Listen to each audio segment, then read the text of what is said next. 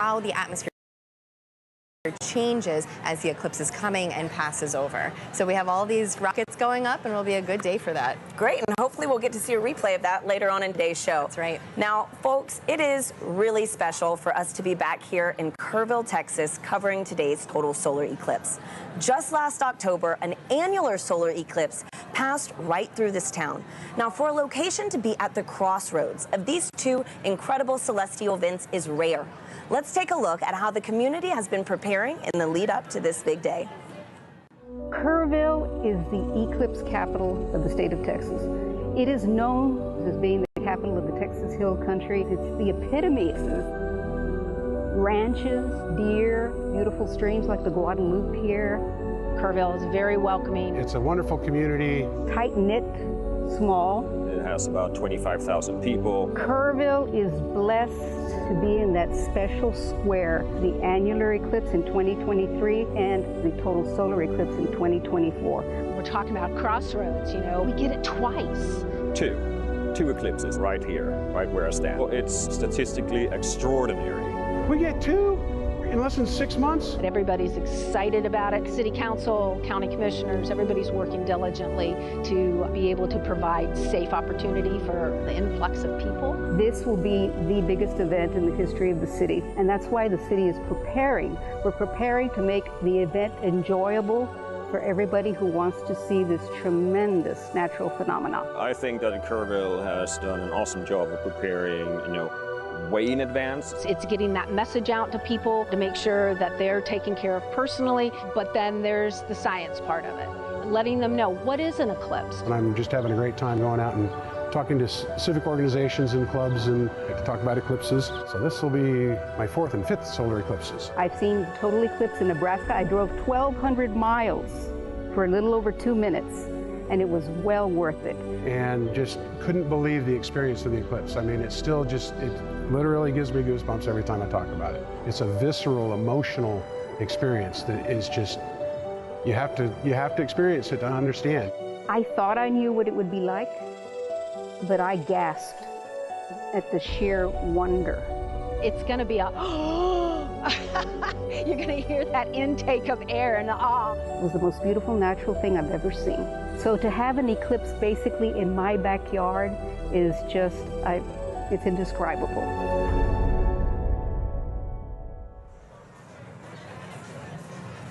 We're here now with Catherine Troach, a telescope operator with the Night Sky Network, who is giving us these high-definition views of the sun that you see in your screen right now, of the eclipse over Kerrville, Texas. Kat, thank you so much for being here with us. Thank you so much for having me, and let's thank the weather for cooperating finally. Right? Oh my goodness. Thanks, Kat. And so I'm looking at the telescope feed that we have, and we have first contact now here in Kerrville. Yes. Okay, so for people who want to become an amateur astronomer, what advice do you have? Where should they get started?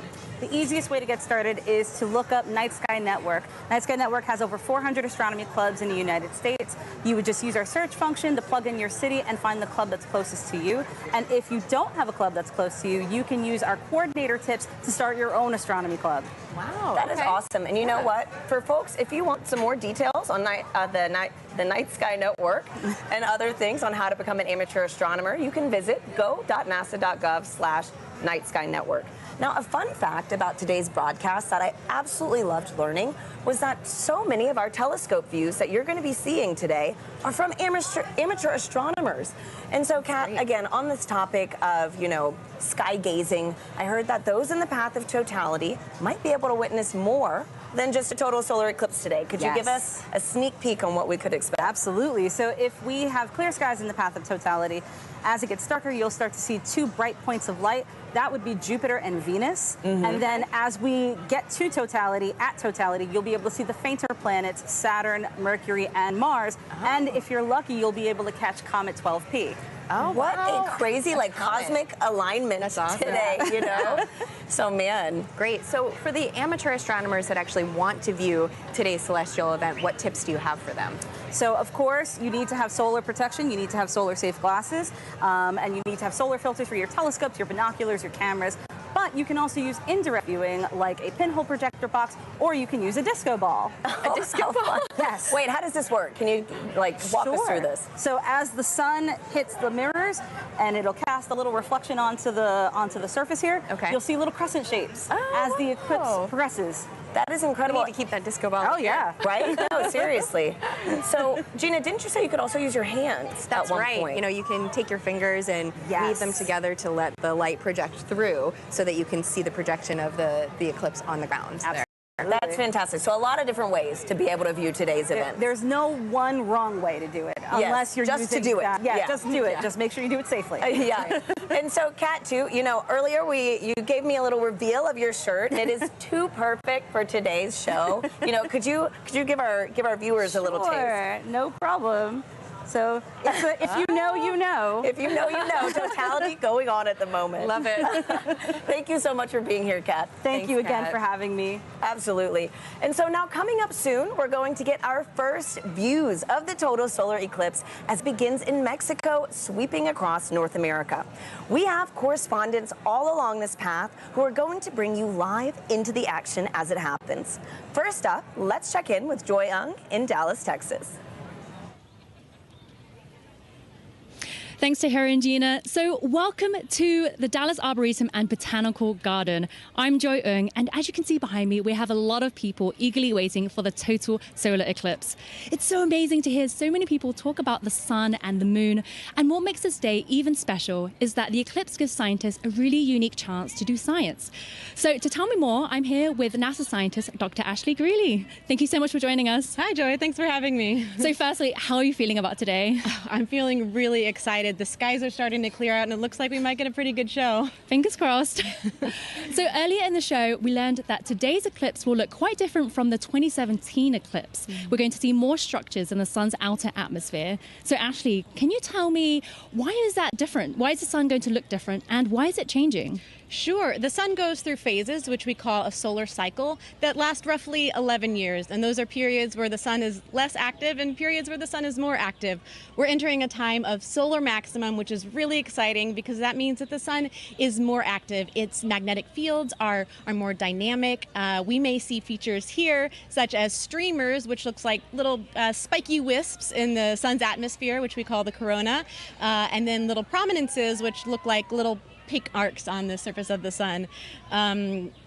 Yeah, we're really excited to see this, and we hope that we'll see some really interesting features. There may be a little bit of asymmetry as well in the magnetic fields, and I don't know, I guess we'll have to find out in about an hour. So the sun is changing. So do those changes affect life on Earth at all? Sure, yes. The sun does affect life here on Earth. We have a term that we call space weather, which applies to the field of study of everything from the sun to the Earth and in between, and how that affects life here. We are fortunate that on Earth we are protected from things coming from the sun by our magnetic fields, which shield us from those explosions that come from the surface of the sun that we talked about. Those can result in really fun occurrences, such as the aurora. There can be some negative side effects, but those are mostly limited to things that are outside our magnetic fields. The storms from the sun can interfere with satellites, and it's something we really have to think about as scientists as we start to plan for putting humans on the surface of the moon or potentially sending them to Mars. Those energetic particles that result from the sun can impact humans, so that's just something that we have to learn about and take into account. So the sun is always there, of course, but why are eclipses a good time to study these effects called space weather? Yeah, eclipses are a really cool time for scientists to be able to study the sun. It's really hard to completely cover the disk of the sun in order to study the sun's atmosphere, especially that inner part of the atmosphere. We're really fortunate that here on Earth, our moon is just the right size and just the right distance from Earth that it can completely block out the sun's disk during total solar eclipses. So we're really able to observe that inner atmosphere in a way that we can't normally. So this event is really exciting for both scientists and the public alike, and that's just such a cool experience to share together. Thank you so much, Ashley. So if you're lucky enough to be in the path of totality, keep an eye out for that sun's outer atmosphere, the corona, and you'll know that you see these spiky features, and it's because the sun is heading towards its most active phase. So for now, let's head to our friends in Russellville, Arkansas. Jasmine, how are things looking on your side? Joy, things are looking absolutely fabulous in a very sunny downtown Russellville, Arkansas. As she said, I'm NASA's Jasmine Hopkins, and I am coming to you live from the Depot District, where the city is throwing a massive block party, all in celebration of the total solar eclipse. Now, people in Arkansas have great reason to celebrate because this is only the second total solar eclipse visible from the state since it was first established in 1836, and the next one visible from here won't happen for another 2 decades. So people around me are gearing up for what feels like a once-in-a-lifetime opportunity. Now, it's not just the residents of Russellville that are excited. On average, the city has about 29,000 residents, but for the past 8 months, they've been preparing to receive upwards of 100,000 tourists right here in the city. Now, of course, NASA has been a big part of that preparation, so to show you what we've been doing to help, I have a video here to show you. So we have been talking to the next generation of space explorers right here in Arkansas. We started off at Arkansas Technical University, and then we moved on to Russellville City Schools, where we spoke to hundreds of students all the way from 8th grade to 12th grade about this total solar eclipse. We had NASA's Marshall Space Flight Center, the Arkansas Air National Guard, the U.S. Space and Rocket Center, and even the Paris Observatory joining us all the way from France. Now, during that moment of totality, Arkansas will experience from 94 to 100% obscurity from the sun, and we'll have 4 minutes and 12 seconds to really soak in that fantastic cosmic event. Now, until that moment, of course, we are telling the residents to stay safe, keep those solar eclipse glasses on. But now let's go from Arkansas to Illinois with Blair Allen. How are things looking for you?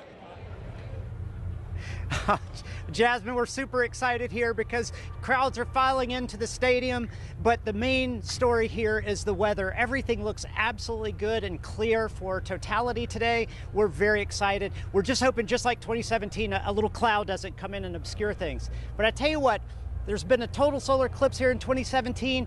Observation did not stop at SIU. Joining us now are 2 SIU students who actually did some observing. This is Callie and Paige. Now, Callie, I know that you guys went to Australia in 2023 and you observed the totality using an interesting technique. Can you tell us about that? Yeah, so when we were in Australia, we used a sun funnel to view it, and what it does is it projects basically what the telescope is seeing onto a film. And so a sun funnel is just basically a funnel with 2 hose clamps and rear projection film, and it just projects the sun, and we actually captured a picture of totality as that eclipse was happening. And it's pretty cool because it allows other people, instead of having to go through the eyepiece, you get to see it. Pretty impressive. Now, Paige, you guys are going to do some observation today. What are you set up for here in Carbondale today? Yes, so we have 2 telescopes set up with the sun funnels for viewing for a select view of the public, and right now we're pointed at the sun and we're excited to see totality. Now, what are your odds on good weather? It's looking pretty good. I'm excited. Isn't that great? I'm so excited. I tell you what, one final question, because I know you're experts with solar safety, but Team Earth, Sun, or Moon? We're both Team Moon. Team Moon, Team Sun. I tell you, that's the best you're going to get, but we're all pro eclipse. Back to you, Tahira. Let's go Team Moon. So, as you can see, folks, we've got a lot of exciting things in store all across this country, and that was only half of it. You're going to meet three more of our locations later on in the show. Now, Gina, we've got a ton of questions coming in online right now from our viewers. Yep. How do you feel about some Q&A? Let's answer some. Okay, perfect. Let's do it. So our first question is from Fair Cerritos on Instagram, who wants to know, how can I help NASA? You can help NASA by participating in the eclipse. If you can see it today, go outside, enjoy the moment, or download the Globe Observer app. You can do that right now before the eclipse crosses your path. You need a thermometer, and you just record the local temperatures and the cloud coverage. Fantastic. Globe Observer app. So thank you so much, Gina, and thank you to everybody sending in those questions. We'll take some more later on throughout the show. For now, let's check back in with Megan and Sarah in Cleveland, who are standing by with an out-of-this-world surprise. Yes, quite literally that, Tahira, because we have a special treat for our viewers right now, joining us live in space, 250 miles above the Earth in the International Space Station. Everyone, please help us welcome NASA astronauts Jeanette Epps and Mike Barrett. Sarah, you've been waiting. I'm so excited. For this. Oh, there they are. Hello, everyone. Oh, Jeanette, Mike, thank you for joining us. Hello, everyone. Oh, Jeanette, Mike, thank you for joining us. It's a pleasure to join you guys, and I hope everybody appreciates NASA scheduling this eclipse to bring the world together.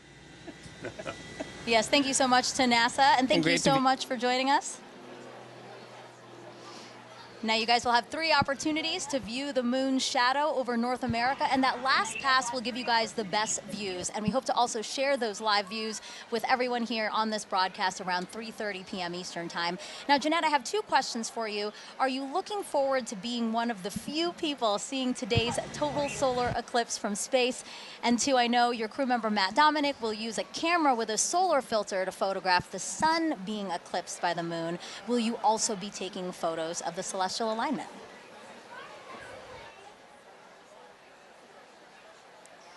I'm definitely taking pictures of the solar alignment. I think we're very fortunate to be here at this special vantage point to see such a special event at this time. So I'm definitely excited. What about you, Mike? What's going through your mind as you're preparing to see such an awe-inspiring event?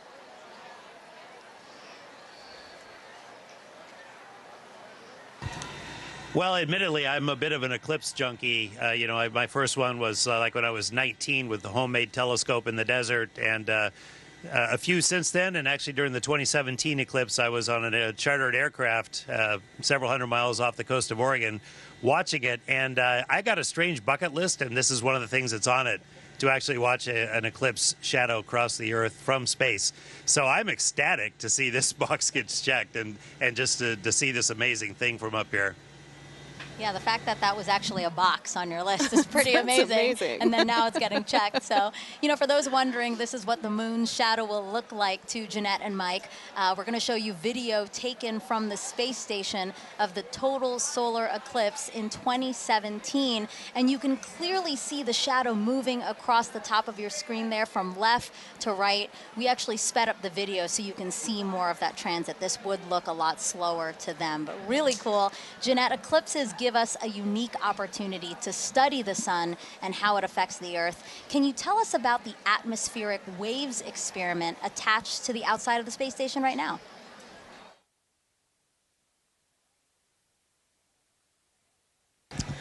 Sure. We have an atmospheric wave experiment that's going on now, and what it looks at are these atmospheric gravity waves. And these waves transport energy and momentum up through the climate system. So with the imager on the atomic wave experiment, we're going to look at how these atmospheric gravity waves impact our Earth's climate, how it can impact our space and global and all of our comms, how it can affect our navigation system. And so over the next 2 years, researchers will use an infrared imager to look at the global distribution of these waves as well as their characteristics.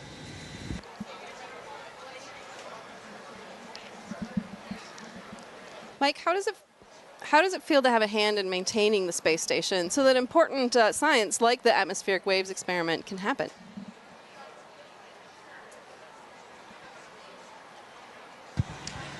Well, of course, the main reason we're up here is actually to conduct that science. We maintain the station to keep this platform what it should be, what it was built to be, which is a vibrant laboratory, which covers so many different disciplines on the inside and the outside, like the gravity waves experiment.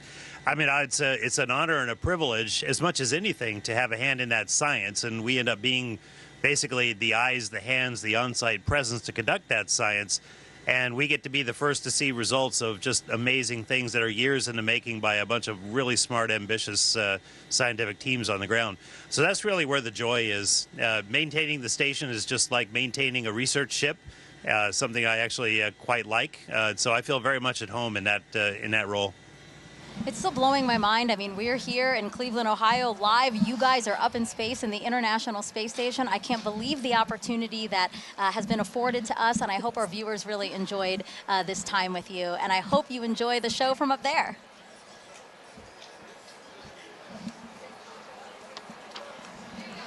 All right. We have, but we do want to close by saying, first of all, we really enjoy being here, but everybody stay safe. And use the simple means to protect your eyes as you look at the eclipse, as Jeanette and I are modeling here. Which makes us blind as a bat on the inside, but solar protected on the outside. So we encourage everyone to do the same. Really great advice from both of them. Thank you so Thank you much. both. Sarah and I have our glasses, That's right. and we're We are ready to ready go. too. Also blind if we don't do this.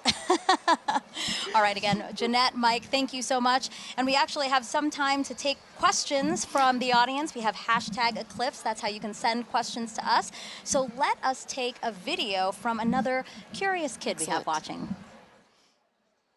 Hi, my name is Adrian. My question is, why will we not see a total eclipse in California? Thank you. That's a great question, Adrian. So we only a precious few today are going to get to see a total eclipse because the moon is so much smaller than the Earth. It only casts a very narrow shadow. But still, even in California, you're going to get to see a partial eclipse, and that is still a really cool event. So I do encourage you to get out there and see it for yourself today. Yeah, absolutely. So again, #Eclipse. Wherever you're watching us, drop that in the comments, and we'll try to get to as many questions as we can on the show.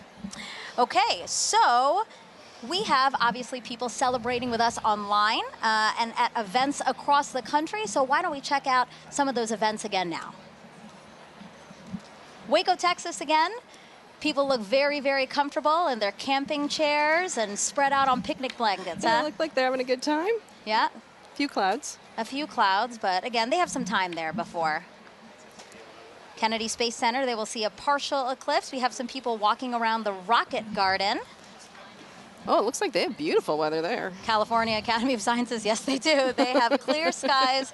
We're very, very jealous over here.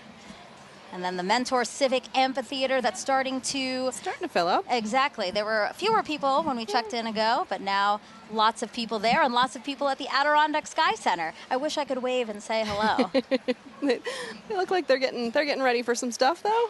Yeah, absolutely. They got Again, a the little time to snow wait. cleared out because Yeah. there was snow over the weekend, but now it looks like a beautiful, probably still crisp day there for them.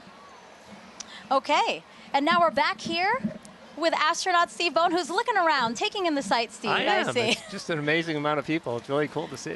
Yeah, it's really- absolutely. you can feel the energy. And it's really beautiful. cool that you're here. So Steve is here because, you know, obviously, as we've been saying throughout the show, you really should have these glasses to safely view the eclipse. But if you don't have glasses, that's why Steve is here. So Steve, I see that you brought some supplies for us. I did, and I have a little bit for everybody, and we'll see how we can do here today. All right. So this is like a pinhole viewer, and so it's basically a pinhole camera. I don't know if you ever had to do that when you were a kid, is make a little camera by basically poking a hole in a piece of paper. Okay. And then using that to focus onto a screen. Okay. And so well, we all have pins here, I guess. Yes. So we have a paper plate, we Yeah, have eclipse pin. index card, and we have pins. And I have my Crew 6 pin. Nice, nice. All right, so what do we do, Steve? Basically, all you have to do is poke a hole in the cardboard. Okay. And the size of the hole will determine the focal length, the focal distance of your viewer. And it Okay. has to be big enough that the light will come through. And it's sometimes hard to do if we don't have like direct sunlight. So you want to make sure you have a big enough hole. I think Okay. that'd probably be enough. Yeah. And then what you'll end up doing, if we had the sun, you could basically over your shoulder, don't look at the sun. Mm-hmm. Sun behind us. Sun behind us. Yes. And so you hold this up, and you'll see, you can actually get, there it is. I can see. We do see it with the lights, the studio Yeah, lights. you only need a little bit, and then depending on how far in and out you move it, and the size of the hole, that gives you your focal length. Got it. Just like a lens. And basically, like we're saying with the studio lights, if something were to pass over the studio lights, that same shadow essentially would be projected through Absolutely. the index card right now. That's how you safely watch it. That is a good, safe way to watch it. There's a lot of other ways to see it as well.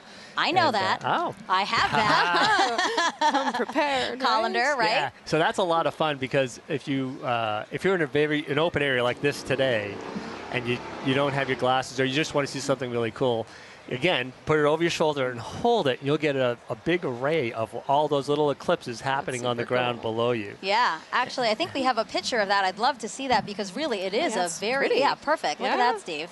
Oh, yeah. Well, I mean, even if you don't have anything, right, you can actually use your hands to make your own sort of improvised pinhole cameras. Absolutely. That's amazing. And, you know, I was explaining a little bit ago that in my own yard during the annual eclipse, when I was out working in the yard, and I said, hey, there's an annular eclipse going on. So I went under a tree, and I was looking at a tree, and then on my driveway, all these little eclipses, Oh, just that's hundreds of them. amazing. Yeah. And it's Beautiful. absolutely amazing Beautiful. pictures. Great. So I hope if So- people have trees near them, they can take a look at that. Steve, thank you so much You're for very being welcome. here. We really appreciate it. Have a great day. All right, so the eclipse is getting closer and closer to the west coast of Mexico. We will experience totality there at Mazatlán, in particular, 2:07 p.m. Eastern Time. So let's head back over to James at our eclipse board for another look at the path of totality. Yeah, thanks so much, Megan. A lot coming up very soon, and make sure you know exactly when to go outside to observe that totality if you're on our path. Or even right now, if you're experiencing a partial eclipse, I've got in our Eclipse Explorer here, I can zoom out just a hair here to show you this. I've got our penumbra on, so this is all the places inside here already experiencing a partial eclipse. You've been seeing some great feeds from our camera in Mazatlán, Mexico. They've been experiencing that kind of crescent sun for a little while now. They're just about 20 minutes out from actually experiencing totality itself. They're going to have a long window where they are 4 minutes and 17 seconds. For some context, back in 2017, the last eclipse that swept across America, the longest time was only around 2 minutes and 40 seconds. That was in Carbondale. This time around, some very long times, just a little bit northwest of Torreón, Mexico. They're going to get upwards of 4.5 minutes. A lot of time to really observe it, but just make sure that you know when to be outside. And as always, access that tool at go.nasa.gov/eclipse explorer. This is going to keep moving on. You see this little thing. I have this actually running in real time. This is our shadow of totality. This is going to continue to move further and further to the northeast and actually make landfall in just a few moments in Mazatlán, Mexico. As you've seen all throughout the broadcast, we've got correspondents all up and down the U.S., all the way up to Maine, covering this live. Very excited to continue tracking this. Make sure you know what's going on here. But for now, back to you, Megan. All right, thank you, James. So now let's introduce you to more of our correspondents along the path, starting first with NASA's Lauren Ward, standing by to show us what's happening in Indianapolis, Indiana. That's right. Thanks, Megan. We are at the Indianapolis Motor Speedway in Indianapolis, Indiana. It is a gorgeous day. Behind me, I have over 50,000 people here to spectate today. Today, we are waiting for a spectacle that is of a celestial kind. Of course, this is most known for the Indy 500, but we are waiting for something a little bit special today. With me, I have the 2016 Indianapolis Motor Speedway winner, Alexander Rossi. Good to see you. Good to see you. Thank you so much for having me. It's great to have you. So the Helio Big Year is a celebration of sun science and how the sun touches everything, including IMS. So tell me, the track when you're doing a qualifying round is about 4 minutes long, which coincidentally is the length of totality. So tell us, what is it like being on the track? You know what? The sun plays a huge role in determining the performance of the car based on the track conditions. So we actually, when it's a day like this, as much as it's beautiful for the fans, it's actually very difficult for us as drivers, because as the surface heats up, the oils come to the top of the asphalt and it actually becomes slippier. So that's surprising to people. They think that temperature would mean grip, but it is until a certain point. And then once it kind of crosses over 100 degrees on the surface, you start to actually go the other way. Wow. And tell me about those tires. How does the sun affect those? So we use slick tires. So Firestone tires are slick. On a road car, you have tread, right? Because they're supposed to be used in all conditions. Slick tires actually have a bigger contact patch, more surface area, so they generate more grip at a temperature, right? So they operate between 180 to 230 degrees Fahrenheit. Again, the sun is good until a point. When they go over that 230 degree mark, you start to lose that grip again. Ooh, all right. Well, we have a little competition going on today. We're trying to determine whose big day is it. Is it the sun's, the moon's, or the Earth? So my question to you is, are you Team Sun, Team Moon, or Team Earth? That's a hard one, but I'm going to go Team Earth. You know, I just think we're so lucky, especially today with the people that are around us here, to be able to witness what we're about to see. Go Earth. Go Earth. You heard it here first. All right, guys, thanks. We'll be back here. Daryl in Niagara, over to you. All right, thank you very much, Lauren. Just 500 miles northeast of you, we are here at Niagara Falls, right next to the Niagara River. This is a special location for a lot of people because it is a once-in-a-lifetime opportunity to see a natural wonder set against a celestial one, the solar eclipse. And so let's talk first of all about the natural wonder, and it all starts right here. Look at this massive river and the amount of water that's moving through here. 500,000 gallons of water, 500,000 bathtubs actually going over the falls at every 60 seconds. It's tremendous, the flow here. It interacts with the air, it hits the rocks, and it also, you know, it flows up a mist column that is omnipresent. This is always here. So one of the things that eclipse watchers want to see is, how does it interact with the light? Will we have a pink rainbow because only prominences from the sun will be seen and they're pink? We'll have to see about that. One thing we do need is a little bit better cloud clearing around here, because we do have some cloud cover. But that's okay. People who have gathered here are excited and they're hopeful that it will clear. Who's here? Well, I want to show you our camera from about 500 feet away. Look at all my friendly eclipse watchers. Are you guys ready for an eclipse? Yeah! Well, I love the energy. We could use this energy to blow the clouds out of here. As our camera backs out, you're looking at Terrapin Point, and this is the lawn here. It's roughly the size of a football field, and everybody who's here, a lot of people came in at 6 a.m. this morning. They currently cut off the park from anybody from coming further into Goat Island here. So this is the max capacity that we're at right now. It's that popular. Over to the other side, our friends from Canada. Look across the river gorge, about 1,000 feet away. Niagara Parkway is lined with people. So it's a beautiful shot over there, and we really appreciate our Canadian friends who have joined us. Now, this isn't just about the solar eclipse. We've been here for the past week, and we were at locations all across Niagara Falls, 12 to be exact. Take a look at this video. Crowds of people packed the Niagara State Park Welcome Center, where Commander Moonican Campos, the mannequin who flew around the moon during the Artemis 1 test flight in 2022, was on display. Our partners at the Canadian Space Agency sent kids virtually to space all week long. And NASA experts from the Kennedy Space Center gave presentations and talks at places like the Niagara Aerospace Museum and libraries across the area. The outreach was a huge success, with thousands of people participating in the events and passing through our exhibits. And we just want to thank everyone who came out to see us at all our locations, and we hope you left a little inspired about space exploration and a little wiser about all NASA's missions. Okay, coming up, we've got a very special guest for you who's going to share the eclipse with us, CSA astronaut Jeremy Hansen. He's going around the star today, the moon. Not the star, the sun, the moon. The star of the show, I should say. He's going to be here. He's interacting with the public. We're going to get his thoughts on Totality along with everybody else who is here. And we're pumped and excited. Right, everybody? We ready for an eclipse? You can hear the excitement. All right, now I'm going to send it 800 miles to the northeast to my colleague Angelique Herring, who is in Houlton, Maine, where I hear you have some pretty good weather. Hello, Daryl, and welcome everybody to Maine. That's right, we do have some great weather. We are here in Maine, and actually we're about 3 miles away from the Canadian border, and also about the last stop on I-95 North. So we're the northmost spot for today's eclipse broadcast, at least in the United States. And so hello from way up north.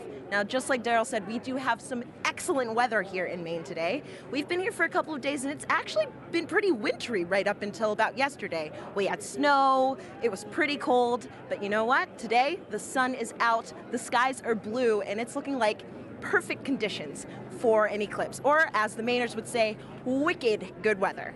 Now, we're actually standing here in Market Square in Maine, and we are outside of the Temple Theater, where it has actually been in operation since 1919. Over the last 150 years of its operation, it's seen everything from silent films to burlesque shows, and today, it's got a more celestial show with the eclipse. Now, the last eclipse to come through Maine was actually in 1963, and that eclipse is only visible for about a minute. In contrast, today's eclipse will be visible for at least just about 3 minutes or so, so everyone here is going to have a lot of time to take in the celestial show, really soak in the event. And the next eclipse won't be coming through Maine until 2079. So it makes a lot of sense that we've got a lot of people here really excited to see this once-in-a-generation opportunity and event. We're all excited. I know everybody here is excited. So we'll be here waiting for the moment that we've all been waiting for, the eclipse. With that, back over to you, Megan.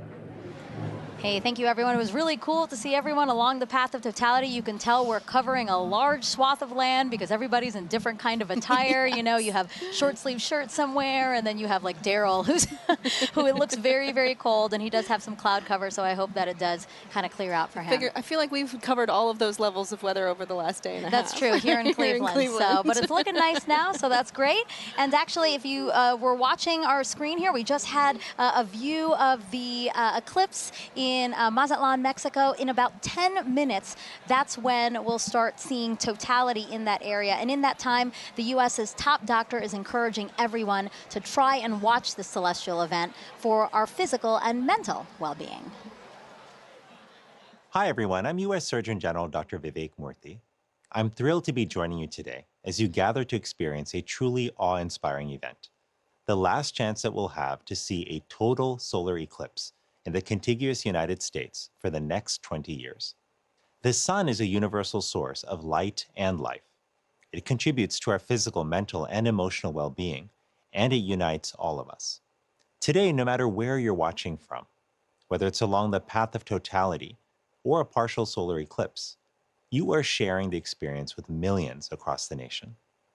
And moments of connectedness like this truly matter.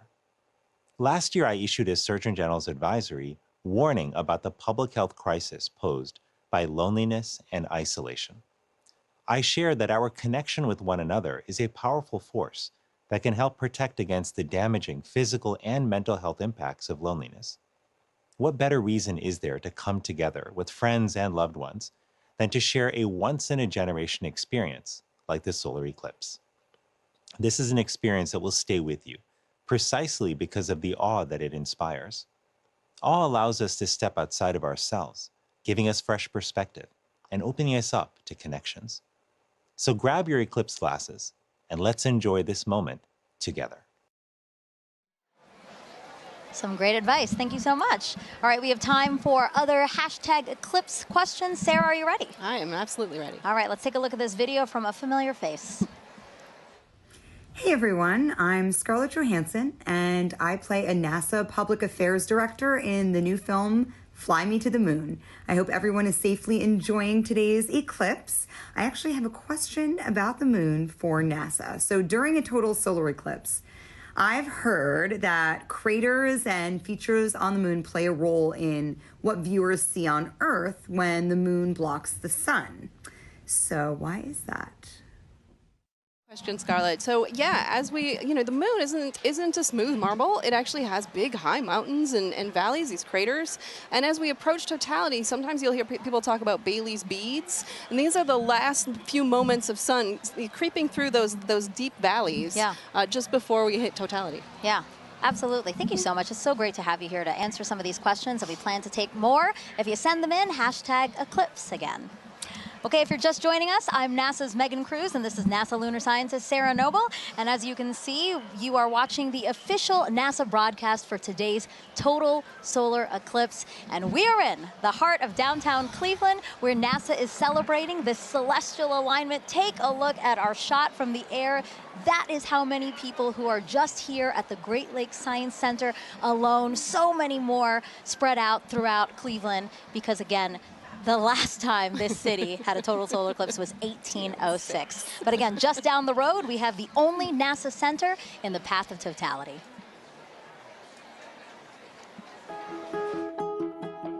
When it comes to NASA, I think a lot of people initially think of rocket launches in Cape Canaveral or astronauts floating above the Earth in the International Space Station. But there's a lot of research and engineering and testing that needs to happen before anything can fly. And we have those capabilities: supersonic wind tunnels, microgravity drop towers, vacuum chambers, and a research aircraft hangar. And that's why people from all over the world come to NASA's Glenn Research Center right here in Cleveland, Ohio. What we work on, power, propulsion, communications, you need it for anything that flies. We like to say the road to the moon goes through Ohio, and that's because our test facilities are crucial to advancing the Artemis program. Part of our vision for going back to the moon and establishing a sustainable presence is having a lunar gateway. A lunar space station can fly successfully around the moon and sustain astronauts there. And we are leading the program that's developing the power and propulsion element. NASA's Neil Armstrong Test Facility in Sandusky, Ohio. It's the only place in the world where you can test a full-size spacecraft for all the extreme conditions of launch and spaceflight. Right now we have the Orion spacecraft. This is a spacecraft that actually went around the moon, but we're using it as a test article now to make sure that in the launch environment, that spacecraft is safe. When it comes to aviation, every U.S. plane has NASA Glenn technology on board, which makes your flight cleaner, safer, and quieter. And looking at solutions like electric and hybrid electric propulsion systems that will reduce or give us different ways of converting energy that are cleaner. Our center partners with a lot of community organizations to share NASA's discoveries or just get kids excited about science, engineering, technology, and math. I really enjoyed the VR experience. It was really cool to be able to sit like I was an actual pilot flying. I feel like I could potentially look into considering aerospace. We've also made it our mission to prepare Cleveland for the April 8th total solar eclipse. We demonstrated different types of hands-on activities for educators to share with their students, as well as the science behind a total solar eclipse. My favorite thing about Glenn is our people. Not only are they crazy smart, but they are genuinely good people. And we are literally part of almost everything NASA does.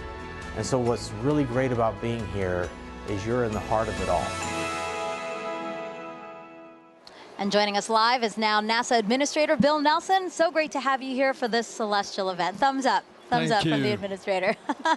Now, Administrator, why are solar eclipses so unique, such a unique opportunity to study our sun? Because you have the alignment of 3 celestial bodies. And unique things happen when that occurs. And it has a profound effect here on Earth. Just think about it. The middle of the day, all of a sudden, it gets totally dark. And us Earthlings are not accustomed to that, and nor are the other little Earthlings. Right. All the animals. But it's also an opportunity for us to study much more one of those celestial bodies, and that's our star, our sun, and our star in our solar system. And we can find out more about that gaseous explosion that's coming out from the core of the sun when we can see it better. And we can see it better because we're not looking at the bright ball. You're suddenly looking at that corona, that mass of gases that are coming out from the edge of the sun. Right. And you don't have to be a scientist, right, to study this event, right? How do we get help from people across the country to help us study these things? Well, by asking them. Make a note of anything that you observe and then share that with us. All right, and Administrator, you know, we have to take precautions when viewing a solar eclipse.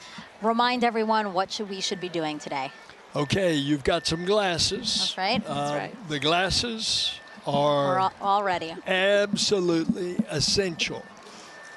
You want to put these on as it is starting to have that moon move in front of the sun, and we don't want you to damage your eyes. Right. Yep. And it's incredible. You put these glasses on in the normal sun of the day, you can't see a thing. Can't see a thing. But when you look at the sun, you will be protected. Administrator, thank you so much. We really appreciate your time here. And now we're going to head it back over to James at the eclipse board. Whew, yeah, the countdown is on. Just a few moments left until the eclipse makes landfall in Mazatlán, Mexico. Right here, you can see where that eclipse totality shadow is right here. It's going to continue moving very rapidly onwards to Torreón, where we also have a live feed covering all of this event. Super excited for that big moment. And let me actually just go to our moon board here, and we can play through this at 60 times speed. I'll zoom in a little bit here. And Scarlett Johansson had a question a bit earlier about the kind of rippling effect that we see of the eclipse shadow. When you first see this right here, at first glance, you might think it's low resolution or we're lacking some kind of information here. The inverse is actually true. This is actually incredibly high resolution, this shadow projection that we have, because of data that we've been gathering at our moon for more than 10 years, thanks to an orbiter called the Lunar Reconnaissance Orbiter. It's been mapping our nearest neighbor in incredible resolution, just really getting every single bit of valley or crater or mountain. All of those little imperfections on the moon are contributing to that shadow that we see rippling across the country. You're not going to be able to see that from the ground, but looking from space, you see that really cool effect of kind of the rippling there here. So let's just preview some things to come here. In Mazatlán, they have that last little crescent sliver of sun. For now, if you're in that area, make sure you keep your glasses on until that sun is completely blocked out by the moon. That's going to be in just a few moments. You're going to have a long duration there, 4 minutes and 17 seconds. That sounds like a lot of time, but it's going to move like that. So make sure you are ready on the pulse. Again, for all of our locations up on this path of totality here too, make sure you set a timer on your watch or a phone or something to remind yourself to look outside and experience this. You don't want to miss this. If you do miss it, you got a long time to wait for the next big one across America. That's going to be in 2045. So make sure you're watching and watching safely here. You just saw some footage from Kerrville and Cleveland as well. It's a little bit cloudy in some places, really hoping that that clears out in time for us to have that beautiful view. But in just a few moments right here, this eclipse is going to be coming up in Mazatlán, Mexico. So for now, this is going to be really exciting. The countdown is on. So for Mazatlán, this is the last little bit here. Again, I'm always keeping an eye on that weather. And also one little note about our tool here too. If you wanted to see, this little icon kind of previews what the expected eclipse is going to look like at that given time. All these little googly eye features are clickable, hyperlinkable. You can kind of click on that. It'll snap you right to that exact time to get an idea for what it's going to look like in your neck of the woods. But for now, the big moment's coming up. Back to you, Megan. Let's check it out. All right, thank you, James. And as you can see, wow, we just have a tiny little faint sliver left of the sun in Mazatlán, Mexico. We are expecting totality in 1 minute and 35 seconds. You know, joining us now to walk us through this, Kelly Corrick, an astrophysicist with NASA's Heliophysics Division. Kelly, tell us about the science NASA is about to conduct right now in Mazatlán. So science that they're going to conduct is about the WB-57. So we're going to fly some planes over and make sure that we can actually see that solar corona, that hot atmosphere that's around the sun that we're about to get once we reach totality. Yeah, and it looks like it's almost there. Yes, it's almost there. You know, we have a view right now of inside the cockpit of one of the WB-57s, or at least we're efforting one, because as you said, this is going to be a huge part of what we do in Mazatlán. Definitely, yeah. It's the there it is, oh, Kelly. There it is. Oh, look at that view. So we're looking out. That's great. We're looking out, and it looks like we might be able to. We're seeing a lot of clouds, but hopefully a shadow as well as we're coming in to totality there. And so, yeah, so these WB-57s are carrying 3 different instruments or 3 different experiments, 2 to look at the sun and 1 to look at our atmosphere, because our atmosphere actually responds to the eclipse. And we're trying to figure out how that ionosphere, that layer of the atmosphere, actually responds to it. And you said it does look like there's already a shadow over land. You know, we also have a shot, and we'd like to pull that up now, a shot of the coast and the fact that it's already going on over. And you know what's really cool about all of this is we do have eyes all over this thing because we are collecting so much data. Yeah, definitely. I mean, we have the stuff here. We also have rockets on the other side of the country being launched to, again, study that. Oh, look at that. That's the diamond ring. That's right. We're not there, but I feel the energy just watching it. Yeah, so this is because of the craters and the peaks and valleys of the moon, we're seeing the last bits that are just getting through, and now we're getting to totality. This is great. So you're starting to see those pink fingers out there kind of sticking out. Wow. So again, totality here in Mazatlán, Mexico, the first community in North America to experience the moon completely eclipsing the sun. And if you are in Mazatlán right now, it is now safe to remove your eclipse glasses for the next 4 minutes. And you mentioned some of those pink filaments that we're seeing, right? Can you talk us a little bit through that, Kelly? Yeah, so those pink filaments, because they're helium rich, that's why they're appearing pink and they're hanging out there. Those could be the start of space weather. So there are lots of tons of material, billions of tons of material that could possibly be one of those explosions for space weather, the reasons why we really study the sun and try to understand how to live with the sun. Well, can you explain why space weather is important to us here on Earth? Definitely. So it's not just satellites that are interested in space weather. It's also our power grids because of those energetic particles coming from those big explosions that can happen in the sun. That could damage our power grids. It could also do things like interfere with GPS signals. And I know we all use our phones to navigate everywhere. So if we didn't have that, that would be a big problem. So we're looking to understand it better so we can all mitigate all those things. Some of the movement we're seeing here is just our telescope operator adjusting because, again, they needed to make some changes for before totality. Now they're viewing it a different way, and then after totality, we might see some shakes there as well. But I really just cannot believe how crisp it is. As we said, it's not a marble, but I mean, just the view of it is so crisp with these little, again, those filaments are just amazing that we can see that to such accuracy, you know? Right, definitely. And also the white fuzz. I mean, you're seeing something that's 1,000,000 degrees just hanging out all around the sun. And, 3 billion Earths can fit inside of there. So there's a lot of atmosphere there, all around there, just hanging out, being very warm. And so, one of our mysteries is, and one of the B-57s are addressing. There you go, WB-57, our pilot. Yeah. He's flying. So basically, Kelly, he is going to fly and try to chase down the shadow for as long as possible, keep up with it as long as possible. Exactly. The shadow is much faster than the plane. However, they can chase it for a while and get an extra 2 minutes. So on the ground, we can only get 4.5 minutes, and they're going to get 6.5 for that plane. I love that they're waving to us. Oh, there you go. And now we're flipped. Now we're seeing the front. So again, they are in night. I mean, it looks very dark with only some light in the horizon, yeah? Right, yeah, and that's what we'll expect wherever we see totality is the night sky is very dark. You might even see some planets or stars, and then you'll see like twilight all around at 360 degrees. What an amazing vantage point as well. My gosh. I'm very jealous. Kelly, are you jealous? I kind of feel like you're jealous. I'm kind of a little jealous. Yeah, I kind of want to, see if I can make a faster plane so we can, follow it all the whole way. Plus, they're up above the clouds, so they don't have to worry about the clouds. Exactly. Well, I do want to say a big thank you to the WB-57 pilots and the whole team supporting them for that great view. That was awesome. Kelly, you have a wealth of knowledge when it comes to the sun. And for those watching, if you're interested in learning more with her, check out her and other experts featured in the Sun series of NASA's Curious Universe podcast. And that QR code will pop up on the screen, and that'll take you straight to the episodes.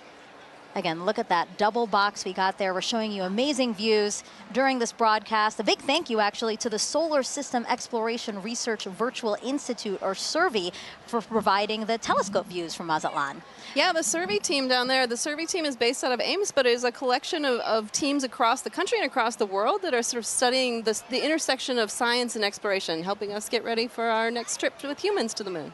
Yeah, that's amazing. Okay, totality is actually about to end in Mazatlán. Let's keep watching our screen right now for, again, what are we watching for, Kelly? We're watching for the diamond ring effect. So that's when the first bright light, we're starting to see it on the side there. So you're going to put your glasses on right now to protect those beautiful eyes because now we're going back to the partial phase. Whoa, that's amazing. Wow. Yep. Kelly, that's a filter, by the way, everyone. That's why we're seeing that. But when you said put on your glasses, I'm so trained now to do it that I almost did it here in Cleveland. No, we're fine in Cleveland. We're still in Mazatlán. Again, what we're seeing is because we needed to adjust the filter now that, again, it's basically like putting on our glasses. The way that you said people on the ground need to put on our glasses, our telescope operators need to protect their own eyes as well as their equipment. Exactly.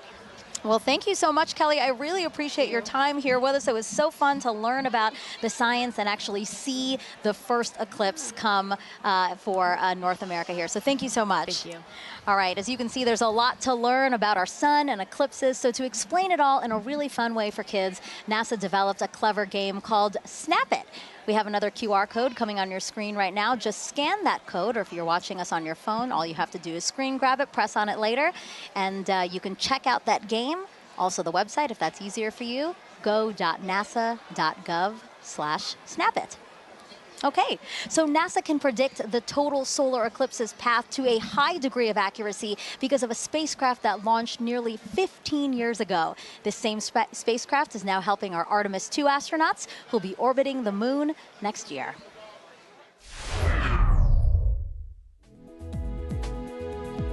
NASA's next step in establishing a long-term presence on the moon is sending 4 astronauts to fly around it with the Artemis II mission. Part of the crew's training has been to study images from NASA's Lunar Reconnaissance Orbiter, or LRO. The spacecraft launched in 2009 and continues to use 7 instruments, including a high-resolution camera, to help us learn more about the moon's surface. Because of LRO, we now know more about the moon's topography than any other planetary body in the solar system, including Earth. The Artemis II crew used LRO data and photographs to learn how to identify lunar landmarks they'll see from orbit and to seek out sites of scientific interest, like possible landing spots for future explorers.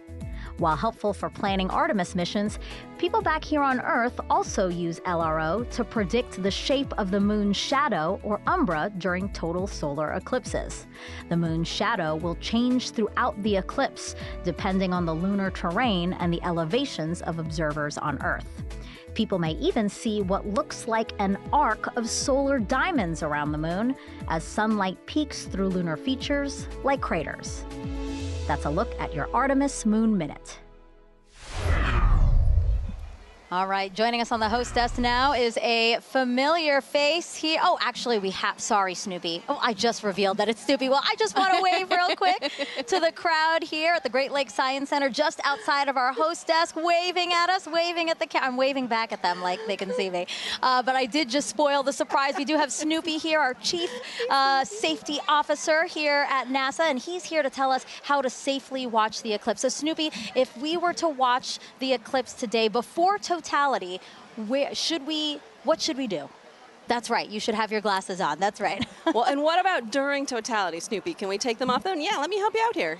Oh, Snoopy, there I can see your shining bright eyes. I love Snoopy, he's so funny. Now, Snoopy, I have to ask you a question, okay? So today we've been polling everybody, asking for the total solar eclipse today, who is the big star of the show, right? Is it the Earth? Is it the Earth? Is it the moon? Is it the sun? Okay, but you have to pick one. You have to pick one. You have to pick one. You don't want to pick one? All of them. All of them are great? That's right. Snoopy, thank you so much. I know you're super excited to see the total solar eclipse today. We're glad to have you here. Bye. All right, now let's head back over to Tahira in Kerrville, Texas. All right, thanks, Megan. I mean, what an incredible view from Mazatlán, Mexico. That was amazing. And folks, as you can see in your screen right now, we are less than 1 minute away from the eclipse, crossing over Torreón, Mexico.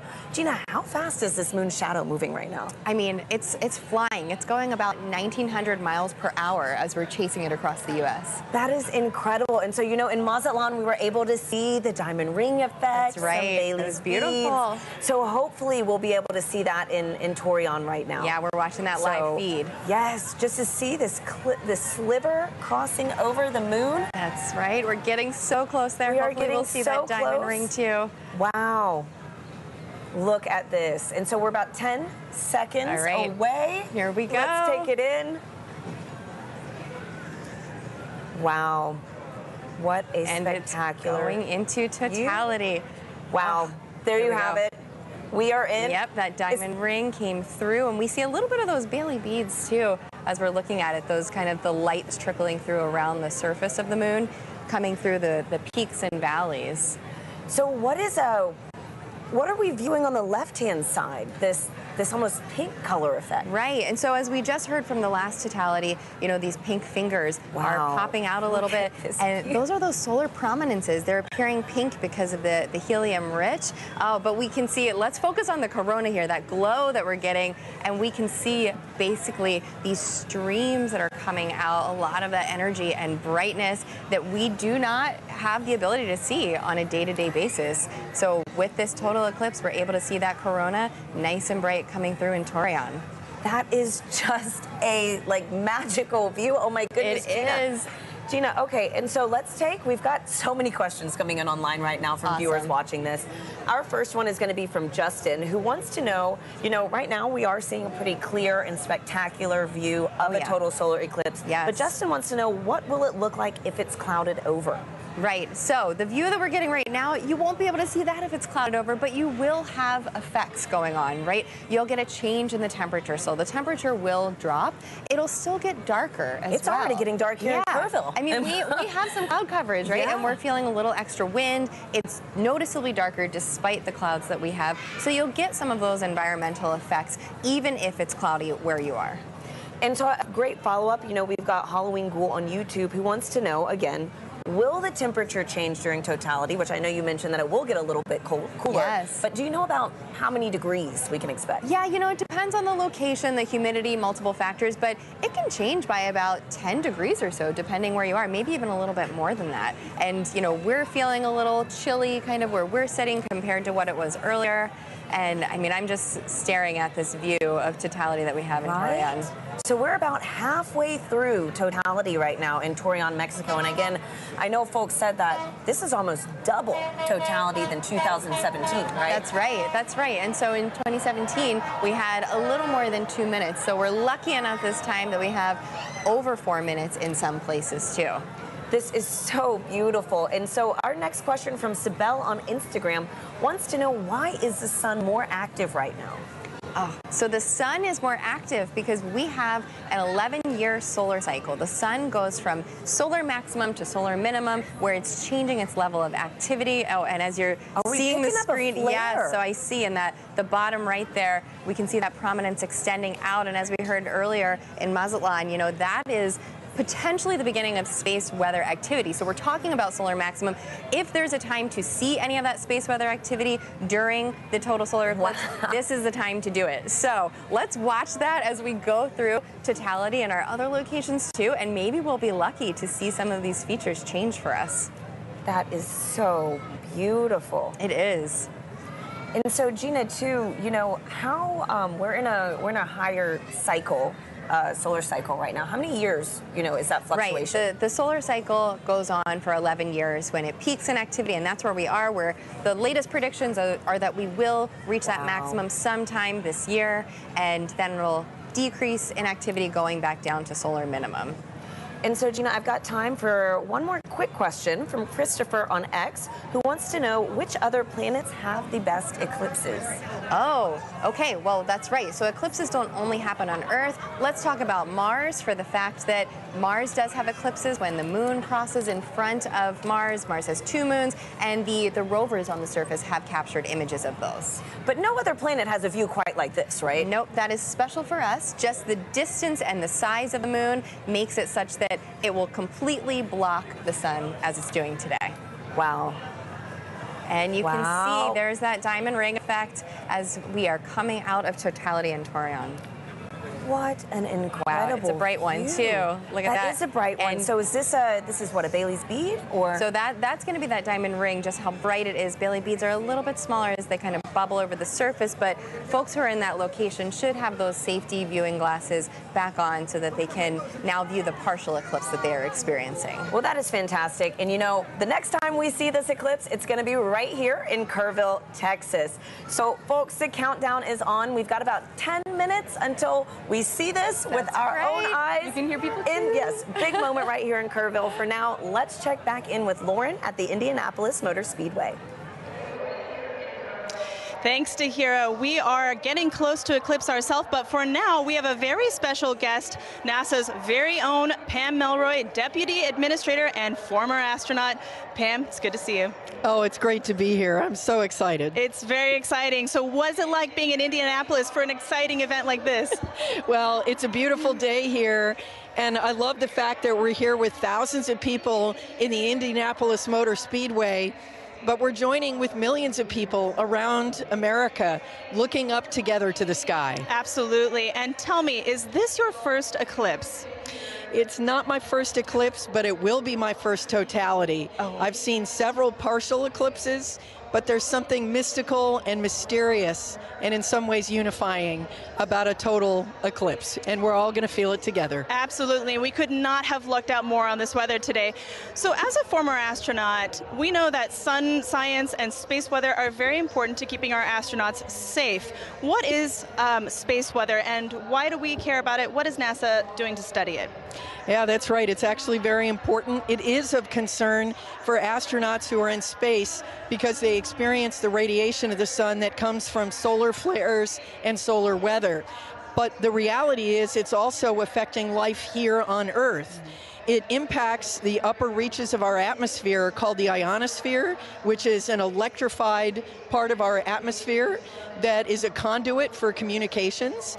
It's critically important. It can even affect power grids. And of course, if you ever have seen the Northern Lights, you've seen the effect of solar weather.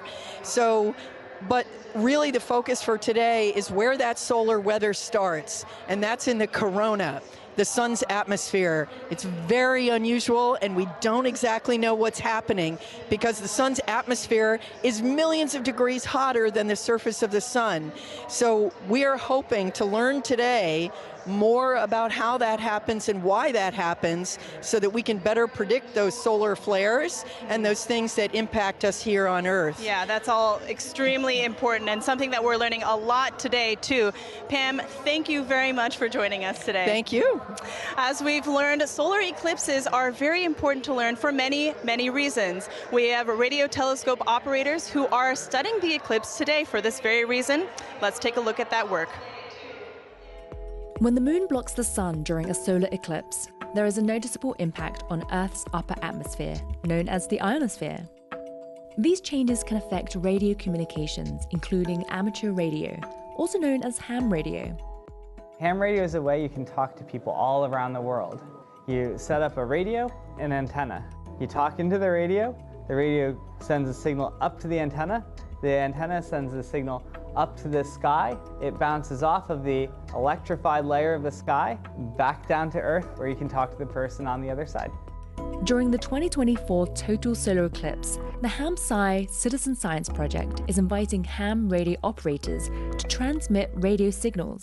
The goal is to have people make as many radio contacts as they can with operators in different locations during the celestial event. By recording how strong their radio signals are and how far they go, ham radio operators and scientists can learn about how the ionosphere changes during solar eclipses. Sometimes you can talk around the world and sometimes you can't.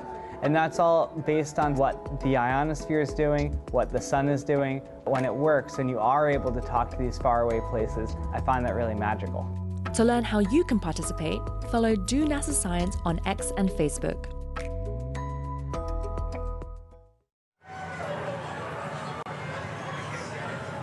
And we are minutes away from the total solar eclipse over Kerrville, Texas. The temperature is dropping. As you can see, I have to throw on a jacket. The sky is dimming. We're on the edge of our seats, and we are joined now with astronaut and commander of the Artemis 2 mission to the moon, Reed Wiseman. Reed, it's an honor to have you here. Thank you. The crowd noise, like the fact that the sun is behind the clouds most of the time and peeking out, it's so wonderful. I know. True. Thanks for being here, Reed. As you can hear, like, we are ready. We are right there. So exciting. So tell us, Reed, obviously everybody is excited, but have you seen a total solar eclipse before? Never a total, so I will share this darkness with you and this whole crowd the first time. Oh my wow, gosh, this is incredible. That's so great. too, what considerations do you and your fellow Artemis astronauts need to think about when related to the sun when traveling back to the moon? Well, it's great to see Pam Melroy on your last clip, a dear friend of mine, so it was nice to see Pam's face over there. But when we're heading out to the sun, it's really radiation is our big thing that we're heading out to the moon. Yeah. It's really the solar sun. radiation that we're most thinking about there as the danger from the sun, and the Apollo astronauts dealt with it, and we've dealt with it for a long time on the International Space Station, and we have a lot of data from the moon, from our NASA probes that have gone out there and collected, so we think we know what we'll encounter. Great, okay. And tell me, Reed, how does it feel to be the commander of NASA's first crewed mission going back to the moon since Apollo? I'm flying with Victor Glover, Christina Cook, and Jeremy Hansen, the three team, yes. I know. So every day that I go into work, I won't say every day is easy, but every day is fun. And I'm flying with people that have principles, they have integrity, and they have just so much knowledge and professionalism. It's a dream come true. And getting to work with the whole team, the international team, it's the best. Wow. Well, thank you so much for being here with us, Reed. You know, really quickly, do you have any advice for anybody that might want to follow in your footsteps one day? We always say that you have to find that job that you love, go all in on it, live your best life, be as good of a professional as you can, and someday apply for the program. And we look forward to seeing your application come across our desk. Thank you, Reed, and good luck on your upcoming mission. Thank you. Great to be here. Now, if anybody feels like reaching for the stars, NASA is actually currently accepting applications to be an astronaut. You could one day travel to the moon and eventually to Mars. From teachers to scientists to even those in our armed forces, we are looking for a diverse group to take humanity farther into the cosmos. You can apply now through April 16th by visiting go.nasa.gov/astro2024. Now, timing is everything when it comes to pulling off successful science during an event like today. Let's hear from a very special guest who also knows a thing or two about perfect alignments.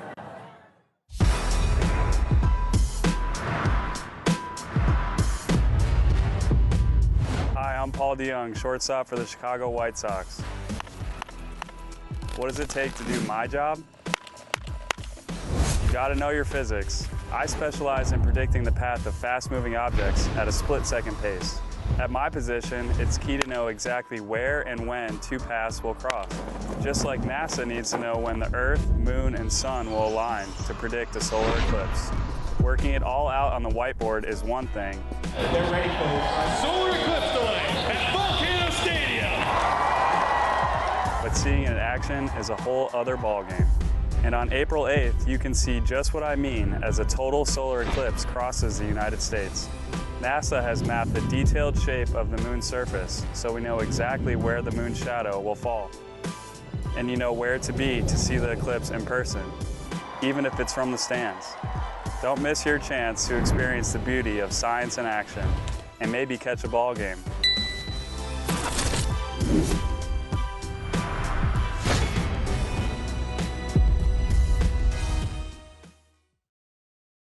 You actually can't see it.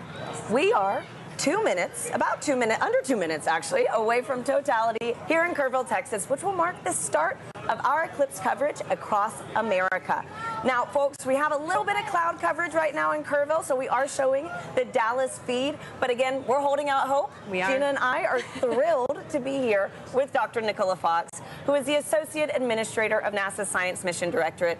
Nikki, thank you for being here. Oh, I wouldn't be anywhere else. Thanks for being here, Nikki. So tell us how the science conducted today will really impact the future of exploration at NASA Science. Oh, wow, there's so much that we're going to be doing today. We're going to be studying the sun. We're going to be studying the Earth's atmosphere and how that changes. You can see it getting dark here. And, you know, we've got these little magnetometers. They're going to be all across. We have 30 of them all the way across. I'm going to hold it up. Very nice. Love magnetometers. Magnetometers, and we're gonna be having these all the way across the path of Totality. And it sounds like we should go. We should get up. Oh my goodness! Let's go! Oh my goodness! Less than a minute. Oh my goodness! Wow. Okay. All right. Glasses on, Nikki. Yes. Yeah, or glasses no? on, but we're about to get. Okay. Yeah. There's some cloud there's coverage. some cloud coverage. It's trying to peek out. It is trying. It is trying. It is trying. Windy, it is getting for dark sure. here. The wind's picked up. You could actually see the birds started flying in a very weird pattern a minute ago. Good point. Come on, clouds. Everyone's screaming. Yes. You know, I might have to switch to Team Sun. Come on. Oh my goodness. We're there. We're nearly there. Okay. Here we go. Wow, the crowd is counting down. Yes.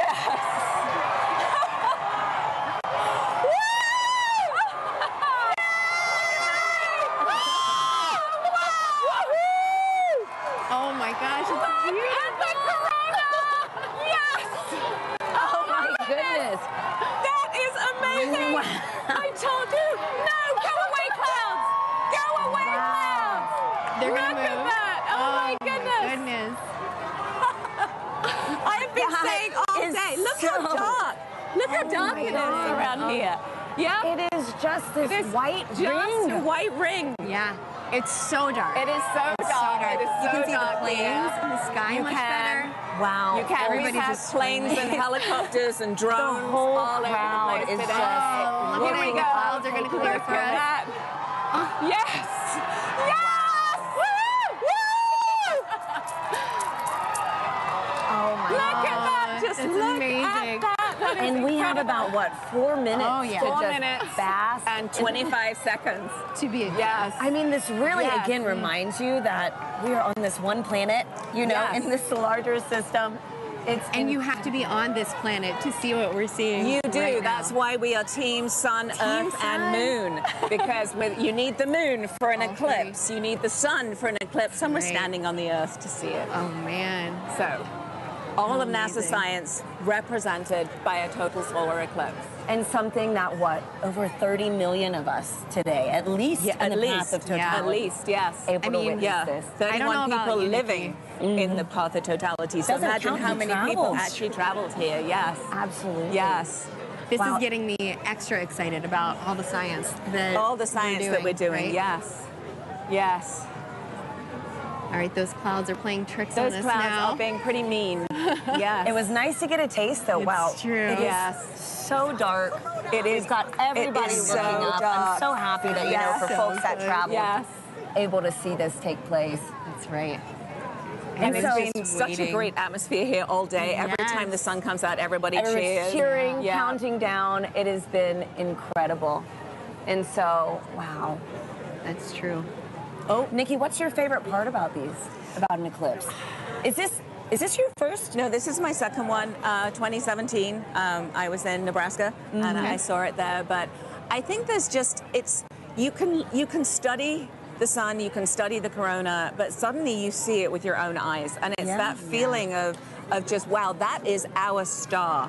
Like it isn't just the sun anymore. That's a star, and you see it looking like a star. And, you know, as we study, as we look for exoplanets in other galaxies that might be able to support life, you know, we need to understand our relationship here on this planet with that star. And That's so right. it's so important. And I think when you see it, you're just like, wow, it actually is a star. Yes. You know, it's not Right. just a bright point of light in the sky. You can see the structure. You can see just how exciting the sun is and actually how dynamic it is. Yeah.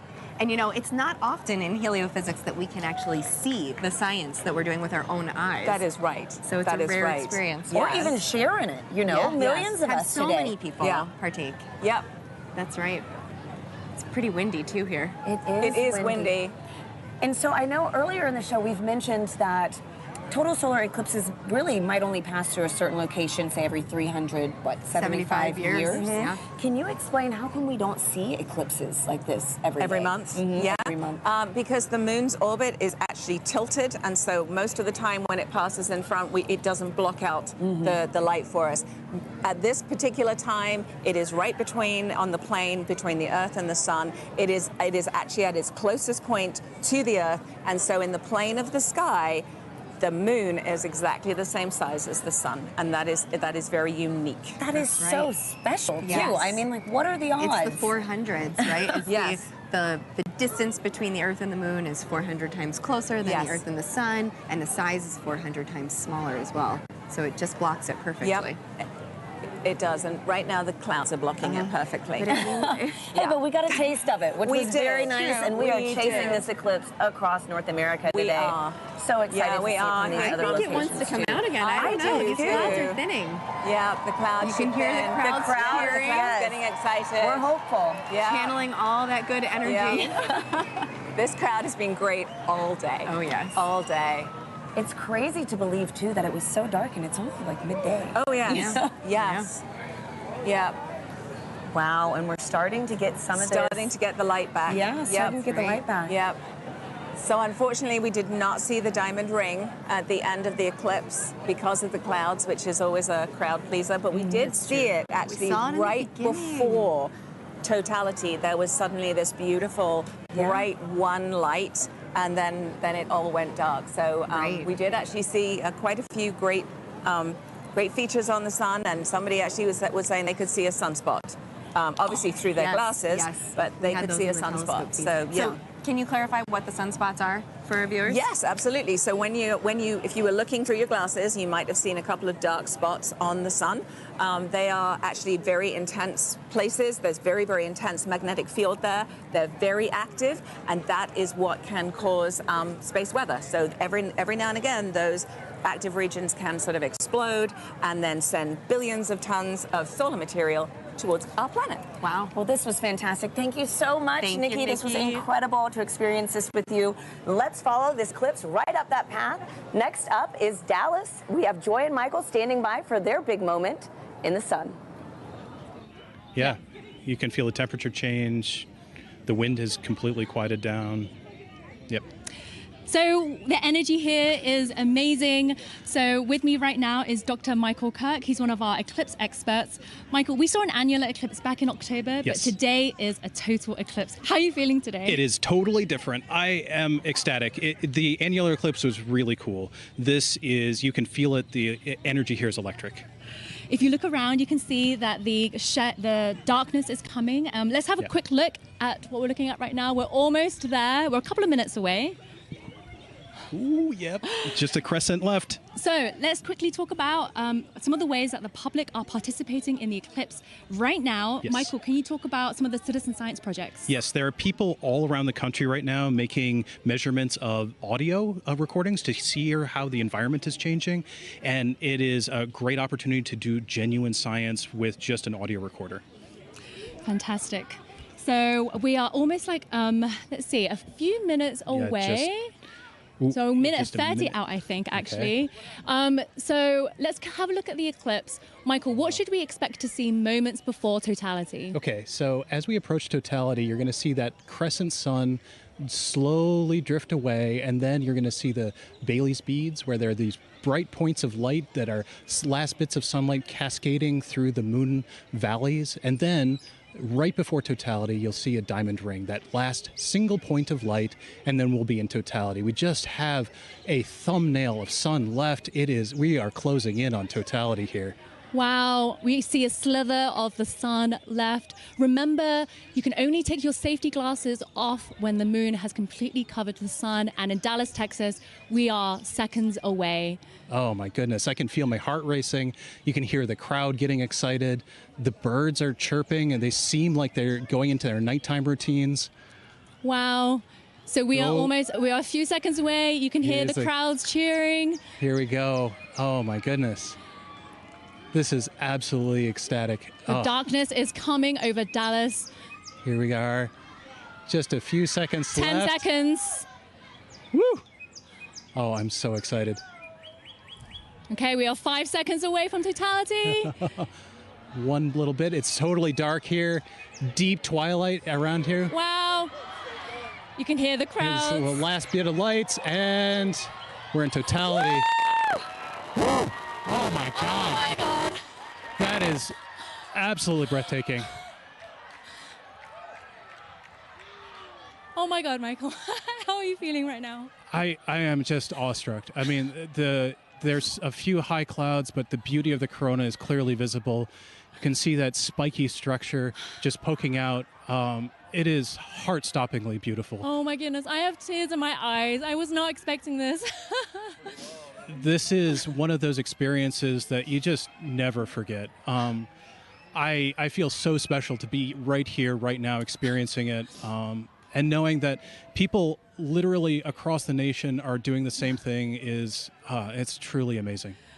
Wow, let's take a moment to take it all in. This is absolutely breathtaking. Wow.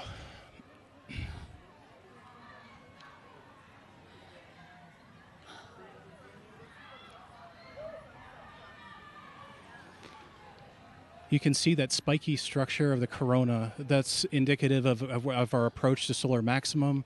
That asymmetrical nature of the corona happens when we're in solar maximum, and that's going to be happening in about a few months from now. So that means that this view of the corona will never happen again, ever. This is a completely unique view that even if you see a million solar eclipses, you'll never quite see one like this. So, Michael, you study the sun. What is it like to see the corona that you don't normally see? I mean, I just, there are no words. I spend my life studying this thing, and to be able to see it and feel it is, I mean, it's just tremendous. You can see a prominence in the chromosphere, the middle atmosphere of the sun is a pink spot. And that pink loop is what I spent 5 years doing a dissertation on.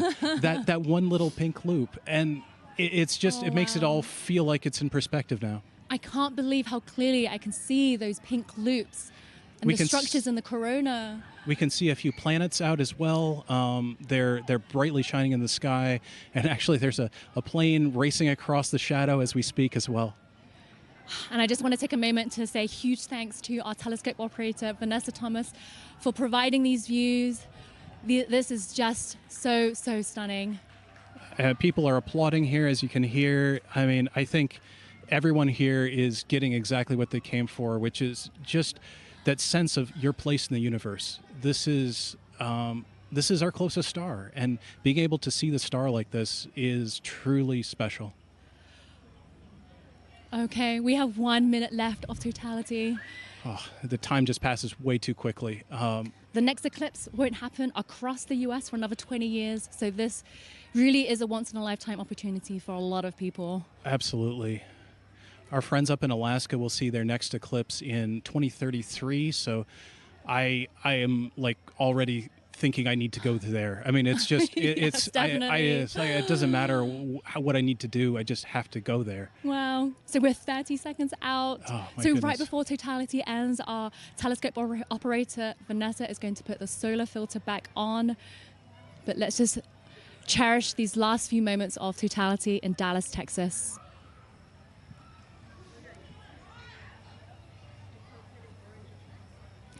Michael, what will happen right before totality ends? So as totality's ending, we'll go through the process in reverse. You'll see maybe a diamond ring, a few Bailey's beads as the sun creeps out of totality. And then we're going to go back into a crescent sun again. Okay, and there's a diamond ring again. So it's time to put your glasses back on. Sunglasses back, sorry, eclipse glasses back on. And it's coming back again. Wow, the slither of the sun. And you can see shadow bands on the ground right now. It looks like it's almost raining, or you can see those shadow bands racing across the ground as we come back in out of totality. Wow. Whew. Oh my goodness, Michael, that was amazing. I was not expecting to feel so emotional. I still have tears in my eyes. I mean, it just grabs you. I mean, it is unlike anything else. It's as amazing as seeing anything in the natural universe. Yeah, like I said, there are no words. Michael, thank you so much for being with us in this very, very, very special moment. I feel honored to be here. We truly are in a special place in the entire universe right here, and I'm just so happy to share it with you. So now let's head back to James at NASA's Kennedy Space Center, who's with the eclipse moon. He's tracking the shadow moving across the US. James, how are things looking on your end? Yeah, wow, Joy and Michael, really cool view there. It's insane to see just how dark it gets. It's literally like nighttime there. You can hear the birds chirping in that shot as well in the gardens. Absolutely beautiful. We got a bunch coming up in just a few moments here. Our next eclipse path target here for the NASA broadcast is in Russellville, Arkansas. They're going to have a long window too, 4 minutes and 12 seconds. They're expecting that totality kickoff at 1:50:05 to be exact.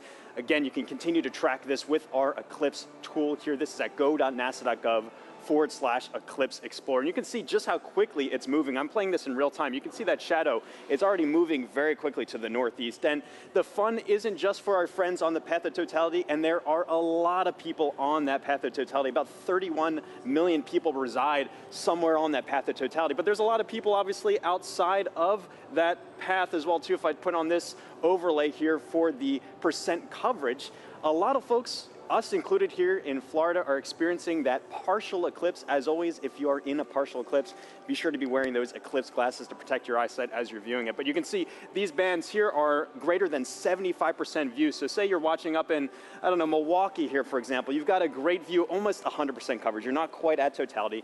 89.4%. Looks like you got good cloud cover there. 20% cloud cover. So hopefully you got a nice view up there as well, too.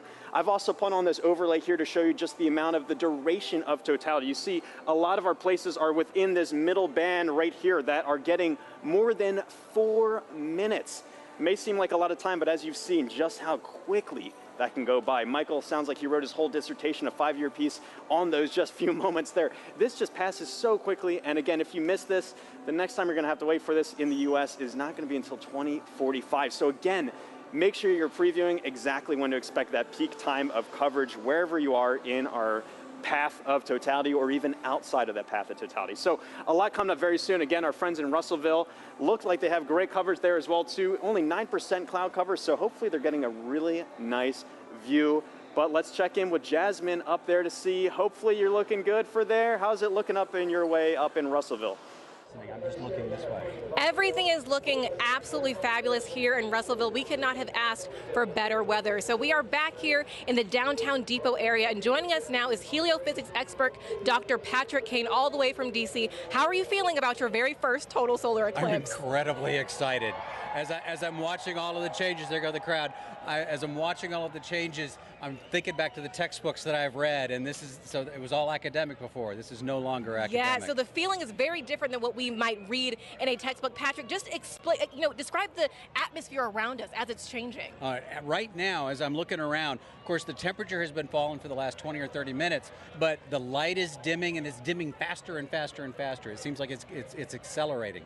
The crowd is definitely getting excited. I'm looking around the ground to see if I see the shadow snakes. I don't, but this is just really exciting. It really is. Honestly, like you said, we're feeling that cooler weather. Yeah. The crowd behind us just erupted. We're also feeling them fall a little bit quieter too. Right. So we're going to take a beat of silence as we get into totality. I think we're less than about 15 seconds away. So we're going to also look over our shoulder with our solar eclipse glasses still on until we are in totality. Here we go. Just a sliver of the sun left. Getting close. Crowd's getting excited. The crowd, yeah, all around us, completely electric.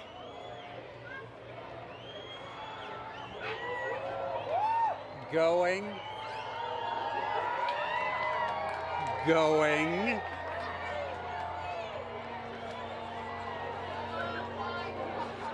Wow. Oh my goodness. Here we are. Here we go. And the crowd goes wild. God. Oh my God. Wow. We got some Bailey's beads. Oh. Absolutely stunning. That is spectacular. We see Venus over to the side there. And Patrick, it came and went so quickly, but we did see a diamond ring at the very beginning there. Can you describe to us what is that? Sure, that diamond ring effect is due to the moon not being perfectly smooth. It's got mountains, it's got valleys. So just like here on Earth when we see a sunrise or a sunset through a valley, we just watched a sunset through a valley on the moon. Absolutely stunning. Oh my. So you said we could see one planet. I see it right there in the sky. Can we see any others as we're looking up? Yeah, we've got Venus on the over to one side. We've got Jupiter up here to the left of the sun. And there's the corona. Absolutely beautiful. That is spectacular. Now, you also said that this is happening during what we're calling a solar maximum. Now, Patrick, does that mean that the sun is stronger right now than normal? Not so much stronger, just more dynamic. It's changing a lot. During solar maximum, the magnetic field on the sun is more chaotic, it's more disorganized. So you see more random directions for the jets of gas leaving the sun. Right. That is spectacular. We could see a stream. All right, we are reaching that halfway mark already, 2 minutes into totality. There's even just a hint of a diamond ring down at the bottom. I can see it. Yeah, we're looking at a diamond ring from Arkansas, the Diamond State. Now, Patrick, of course, as we've been talking about it, this is part of what we are calling the heliophysics big year. You are a heliophysics extraordinaire all the way from Washington, D.C. So what does that mean? Okay, so the heliophysics big year started out in October of last year with the annular eclipse. And of course, we take a pause here in the middle to watch this particular eclipse, but then it will end on December 24th of 2024 when Parker Solar Probe passes as close as it's ever going to get to the surface of the sun within 9 solar radii. Oh, wow. And I'm sure that means a lot to you because you worked on Parker Solar Probe about 20 years ago during its inception. So tell us a little bit more about that. I worked on a concept study for Parker Solar Probe back when I was a graduate student in around 2002 or so. And back then, the idea was for it to actually dive into the sun rather than orbit the sun. So it was going to be a sun dive. Wow, that is fabulous. This must be a very full circle moment for you, right, Patrick? This is brilliant. This is absolutely brilliant. And that diamond ring has been Wait a minute. That's pink. What we are actually seeing is down into the chromosphere now of the sun. We're seeing a little bit deeper than the corona. I believe it's because of the pinkish color. We're looking down into the chromosphere, which is the next layer of the atmosphere of the sun down. Oh, wow. Wow.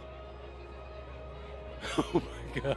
This is like nothing we have ever seen here in Arkansas and like nothing we will see for the next 2 decades, right, Patrick? That's right. It's going to be 21 years before we see it again here. 2045. All right, so as we are starting to exit Totality, of course, we're going to be very careful with our eyes if needed. We're going to put those solar glasses back on, of course. And the crowd just erupting, falling quiet again as they watch this magnificent moment take place. I am actually seeing bats flitting through the air. Oh, wow. Well, we will be very careful then. Well, yeah. And why is that, Patrick? Again, those nocturnal animals are coming out, right? As far as they're concerned, it's nighttime. It's time to feed. So they're coming out to feed on all the mosquitoes we've been swatting. Okay, got it. We'll be very careful for all those nocturnal critters around us right now. All right. We are getting closer. Get ready to put those glasses back on. All right. We're putting those glasses back on. The crowd is, wow, a second diamond ring seen from right here in Arkansas, the Diamond State. Absolutely stunning. Outstanding. Beautiful. Patrick, we're going to turn around now and just one question I really do have to ask you before we let you go is, are you Team Sun, Moon, or Earth? I am Team Sun. Team Sun all day long. Fantastic. I figured from a heliophysics expert like you. We want to thank the city of Russellville for hosting us, Arkansas Tech University, and our telescope feed operator, Joe Mattis. Thank you so much. Now, let's get back to James Traley over at Kennedy Space Center. James, back to you. Yeah, thanks so much, Jasmine. What have you guys had there? So you were just right here in Russellville. You can see that shadow has now officially moved off and is on our way to our next target, which is up here in Carbondale. Carbondale is one of those very lucky cities because back in 2017, they were right at that intersection point of the 2017 eclipse across America. They're there again this year, but the difference is they're going to have a much longer slot. In 2017, they only had 2 minutes, 40 seconds, and that's not as much as they're going to have this year, which is 4 minutes and 10 seconds in the totally eclipsed sun. A really great viewing window for them to really take in this big moment. Very exciting to be able to track that for them as well. And also some details about this tool here as well. If I click onto their eclipse time here of 1:59:15 local time, you notice this little icon comes up here. This is actually simulated based off real data from the Parker Solar Probe of what we expect the corona around the sun to look like. And as you just heard, the sun's a lot more active this time around. It's kind of like a wild hairball, if you will. Lots of different streamers and things streaking off the sun. So you've been seeing already in our coverage some really cool activity around that sun's corona. If you're really lucky and the timing is just right, you might get a coronal mass ejection streaking off the sun. Hoping that someone on our path gets to see that today. If you do, be sure to send us the photos. We'd love to see that as well. One other cool feature about this tool too is you can see the actual path that the moon is going to be taking across the sun. And all of this plays in real time if you time it up well. And so you can actually see, if I go to our live moment here, this is actually playing as what we're expecting in real time, the movement of the moon across the sun. Carbondale just had a little crescent there, and you can see that shadow is really closing in on them very quickly. Let me turn off that 2017 path and zoom in a bit here. You see there, nearing totality in just a few moments, and their weather is looking great. We've been checking in with them all morning and afternoon. 27% cloud cover. That time of totality is coming up at 1:59:15. Really excited. And then it's going to be kind of bang for a while afterwards for a lot of our sites. We're going to be moving on to Indianapolis, all the way up to our final target in Houlton, Maine. There is a lot coming up. And even, again, still, if you're outside of that path of totality, have your glasses at the ready to be able to observe that partial eclipse. This is going to be going on for a while. But for now, let's take a look at Carbondale and see up close what it's looking like. How is it looking over there in Carbondale?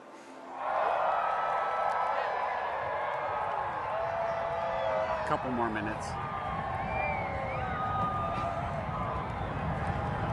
Well, the crowds are going nuts here in Carbondale at SIU at Saluki Stadium. Bob Baer is with us, and Bob, it's amazing. I'm afraid to look up. I know it's not quite ready yet, but tell us, what do you expect here for the eclipse today? Good weather. It's good weather right now. We have high clouds, so totality is going to look just a little bit fuzzy to us, a little bit hazy, but we are moments away from seeing the diamond ring here. This is awesome.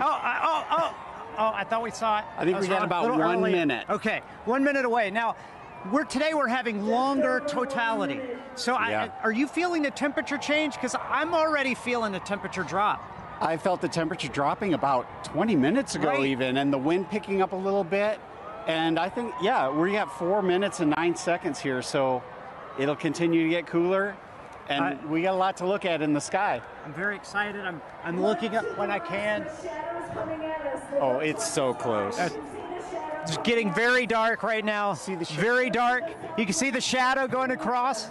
This is the start of it. It's dark over here. It's light over there. This is amazing. Coming. Crowds are going nuts. We're about to get word that we're at totality. Oh, you can see the planets. The crowds are going nuts. This is crazy.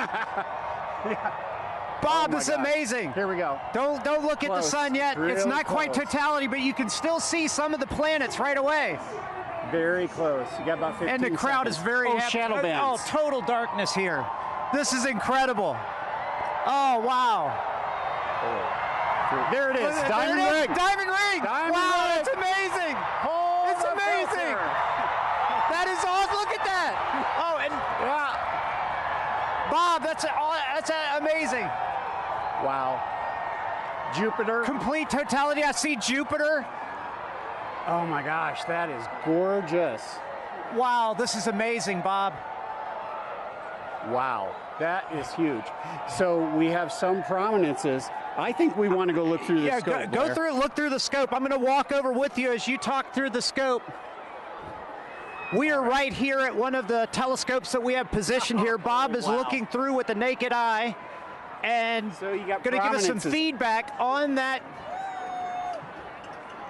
Maybe some prominences we're seeing. What's amazing is how dark it is compared to 2017. Much darker, a lot more astronomical features. We have seen Jupiter, and I believe what planet is that, Bob? That's Venus to the right. That's the Venus. I can't quite see Mercury. I think it's obscured by those light clouds. Yeah, light clouds. But 360-degree sunset around us. This is amazing. It's going to get darker. It's going to get darker. It's going to get darker. Wow, this is already pretty dark. We are not in the middle of the shadow quite yet. Wow. Did you see it? Yeah, timer started. Okay, 2:46 to go. Okay. Yeah. All right, so we're getting some live data from the team here. I tell you, it's really impressive, Bob, because... Oh, my gosh, it's getting better. See that prominence at the bottom? Yes, at the bottom, there's a prominence. I see it. Wow. I keep looking for can't believe the clarity. It's so much darker than 2017. It's gorgeous. And what's awesome, we have 6 telescopes running back here, capturing data, streaming this. And that's a big important part here. This is not just capturing image to share with people watching the show. You are actually capturing scientific data that can be used by scientists everywhere. We are, and we've seen totality across North America so far in Mazatlán. Now we're experiencing it ourselves, and we'll experience it after this on the Jumbotron from the other dev sites. It's like the most amazing eclipse train you could ever ride on. Wow. This is a bit better than 2017. Without a doubt, without a doubt. No cloud. And you know what's interesting is the crowd is quieting down. They seem to be experiencing the moment, taking it all in. A really special moment here. Look at that. So we must be getting close to the center. Where are we at? 2 minutes? So 1 minute, 30 seconds. The corona's looking brighter because our eyes are adjusting now. I mean, that is amazing, Bob. And how much corona you see. I mean, like, just lot. last time That's I didn't like see that much. Visually, oh, there goes a bat. See the bat flying over the crowd. Oh, yeah, we talked about the animals. Now we see them becoming active. We found a Luna moth earlier as Wow. well. But Wow. that corona is about 4 times the diameter of the sun. That is massive. That is amazing, Bob. And I'm really curious 1 about minute? that prominence at the bottom. Have you looked yet, Blair? You No, have to I look. haven't looked. So take a look. So Blair's looking through the scope now. Oh my goodness! At Totality. No, that one right at the bottom is significant, Bob. It looks like a coronal mass ejection, but don't fact check me on that because I'm just a novice. But there's actually 2 on the Bob. You got to look at that. Yeah. There's 2. Look at the 30 seconds. William. 30 seconds left in Totality. William. Jump in there. Take a look.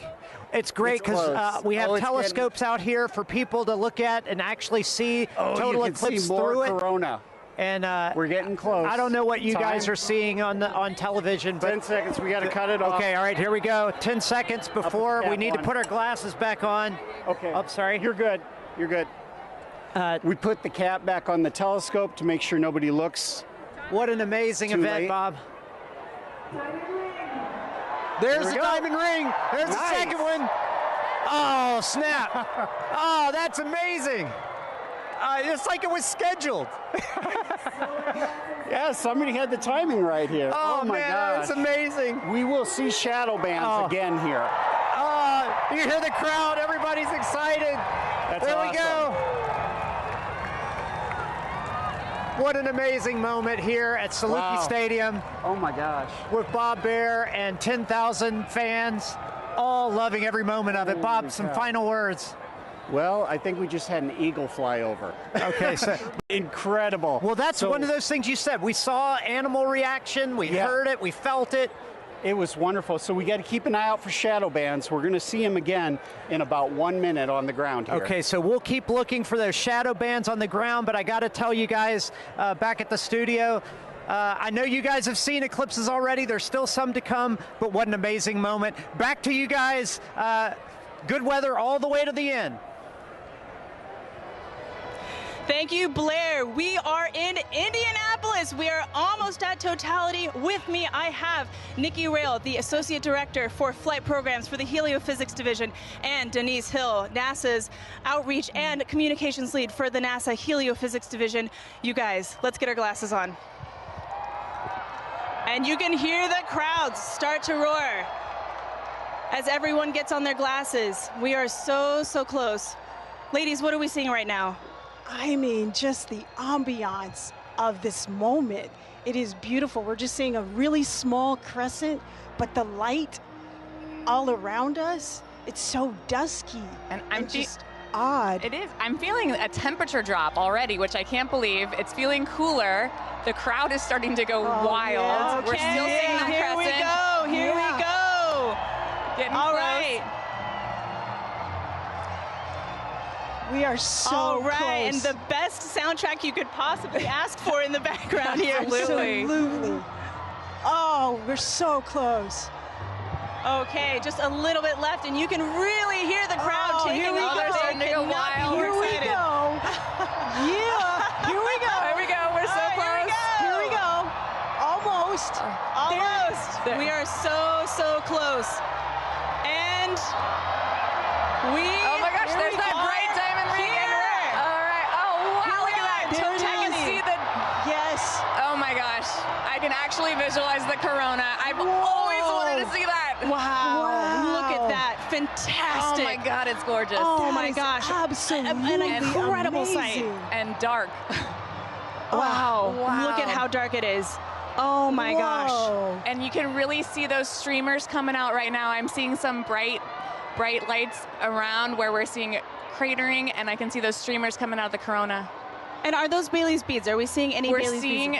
We were seeing some Bailey's beads. They're transitioning out a little bit, but yes, those bright light where the sunlight is shining through craters on the moon, mountains and craters. and look at those streamers of the corona. It is putting on a show. Moly. And it is dark. Holy moly. It is dark. I gotta take a peek at the crowd right now. Oh, look at the crowd. Oh The my crowd is gosh. absolutely Oh my gosh. going wild. Everyone's got their phone out. It is now safe to look at the eclipse without your glasses. Wow. What an amazing sight. Folks, we've got 4 minutes here, a little under 4 minutes to enjoy this. Wow. And if you were in an open field right now, you'd be able to see a sunset, a 360-degree sunset all Yes. around us. Yes, And you I can see a little bit of see that it. now. See the light around us a little bit. Yes. I have to say, this is my first total eclipse in Nice. This is my first total Incredible to see it. Totality. Wow. This is a bucket list moment for me. This is incredible. Really a once in a lifetime, unless you're an eclipse chaser, which I'm considering it. I might I'm become one after considering this. it. Yeah. I quit my job. Wow, Oh my fantastic. gosh. Oh we my spent gosh. so long trying to see that corona and to see it with my eyes. Yes. Your own eyes.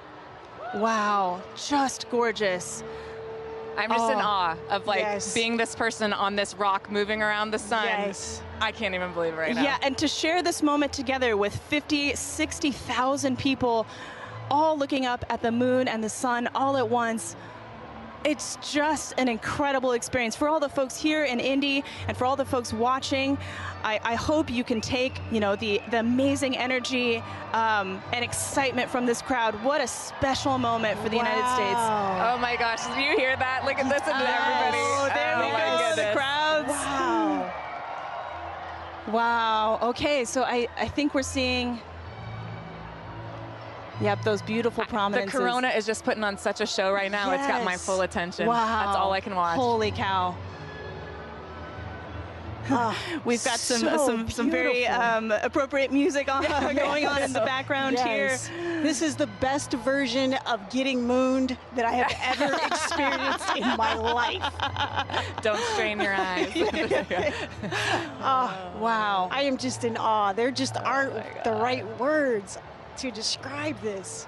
I'm just noticing it feels so strange to me right now. Like I feel the hair on my arm standing Wow. up. I feel like it's nighttime and what It am I is. doing? And it was daytime. And actually, folks, we're starting to get some nighttime insects coming out. Yes, we're starting to see bugs. Yeah, we are seeing bugs Yes. tonight. It's hard to hear them over the crowd, but I can definitely see them flying. Yes, I think the animals are a little bit confused. Nikki, while I have you, you know, we've got a lot of programs at NASA looking at the sun. No eclipse glasses required. As the Associate Director of Flight Programs, tell me, what can we expect NASA to be sending to the sun in the next few years? We are so lucky in the midst of this incredible time of solar max. We're getting ready to. I'm seeing a diamond ring right now. The diamond ring. Take a look. Take a look. Put your glasses back on. Be safe. That is the diamond ring, folks. Wow, spectacular. Oh my gosh. Can even hear fireworks in the distance. Yes. Oh my gosh. And the light is already starting to change. It really is. You can. Wow. And the crowds are loving I it. can hear the crowd just Oh loving my every second of gosh. it. Oh, what a moment. I love those fireworks. That was amazing. Indianapolis is really pulling out all of the stops, and we love them for it. I also want to take a moment here to thank our two telescope operators, John and Dana, who have been providing these telescope views for us there from Ball State University. Thank you very much to John and Dana. All right. It's like somebody flipped the lights back on. It's like a so light crazy. switch flip. This is so crazy. And I can feel it warming up already. Yes. Wow. This is so amazing. Incredible. Well, this is an incredible moment and an incredible moment for the Helio Big Year. Ladies, thank you so much for joining us. This has been fantastic. Thank you for having me and sharing this. I'm so excited to be Yes. here and to see this incredible sight. Absolutely. Megan and Sarah, back to you.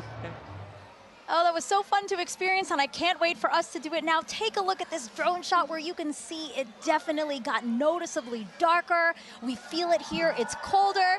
The crowd is cheering now. They're ready for Totality here in Cleveland, Ohio. We are less than 3 minutes away, 2 minutes and 18 seconds away from Totality here in Cleveland, Ohio. The crowd over here to our right really going feel the crazy, excitement. feeling the excitement. I'm ready for this. How are you? Yeah, it's super cool. It's all of a sudden it's really getting dark and you're starting to feel it. Yeah, so cool. It's like they just dimmed it out. Now it's like night. This happened within the last like couple of seconds. But let's take a look around, because obviously we're not the only ones enjoying the total solar eclipse today. We have some we have some eclipse viewing events that we've seen around the country. So why don't we take a look at some of those? Wow, oh my gosh, so this is cool. Times Square. That's the NASDAQ tower, and they are taking our feed live right now, and we're seeing awesome. Cleveland, Ohio's sun. They're only going to get a partial eclipse today, but they get to watch our eclipse with us. So. Yeah, I'm really glad that they can do that. Wow, look, that sliver of a crescent just left. It's actually perfect on that building, It's beautiful. The shape of that building, right? And we can see some people in the foreground taking a look, stopping to watch. It's hard to stop in Times Square, right? But they're stopping to take a look at this with us. Beautiful.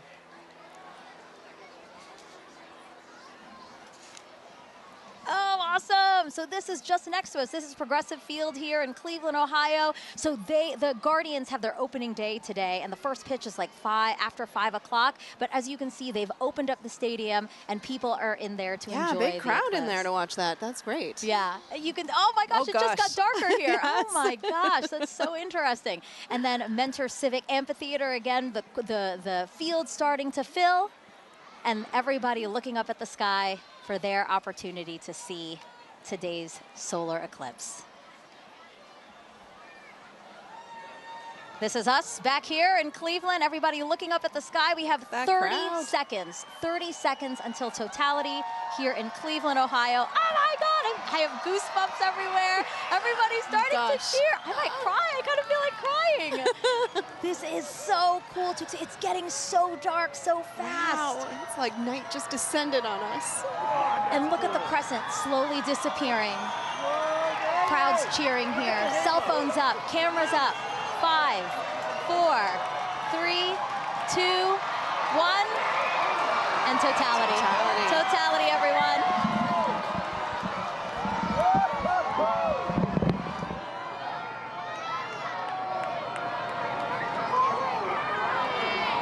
Oh my God.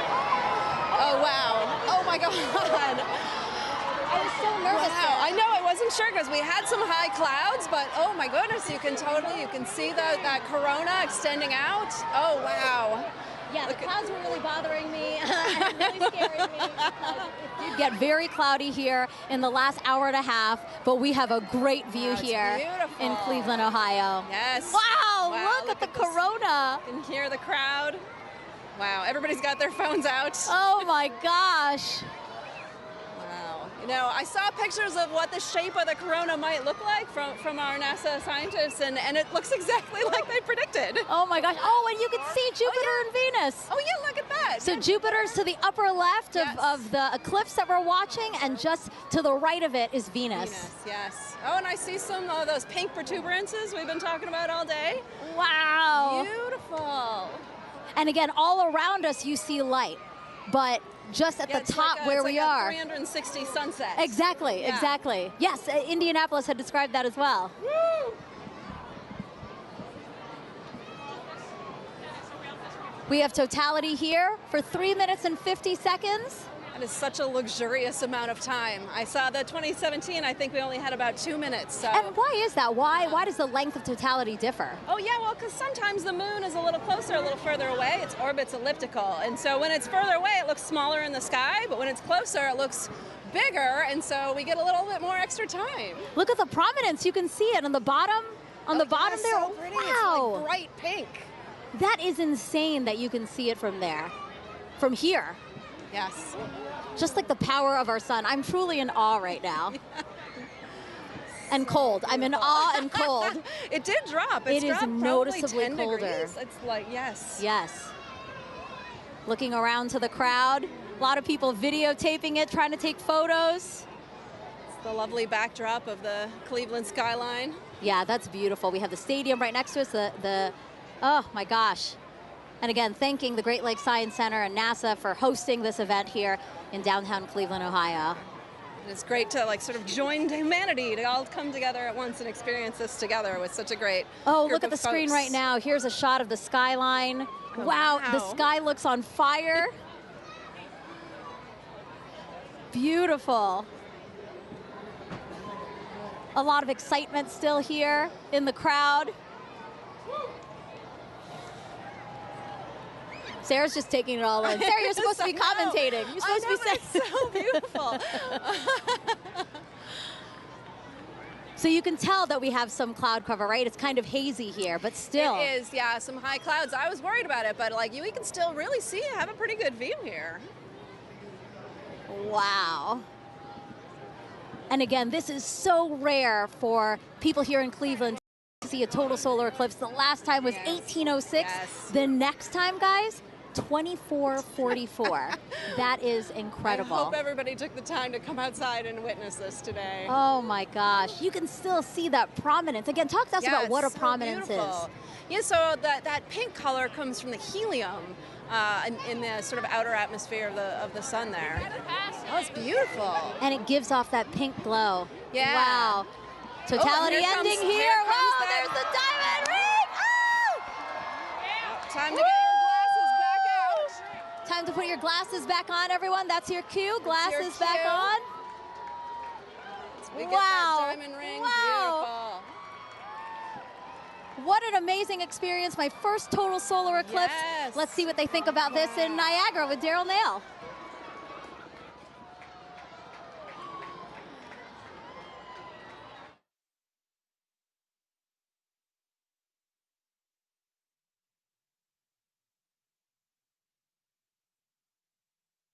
Over the entire area. You can hear the crowd erupting at various moments when the eclipse has been seen, but we are under pretty cloudy conditions, and David Sheeny is with us. He's a program executive with the Heliophysics Division.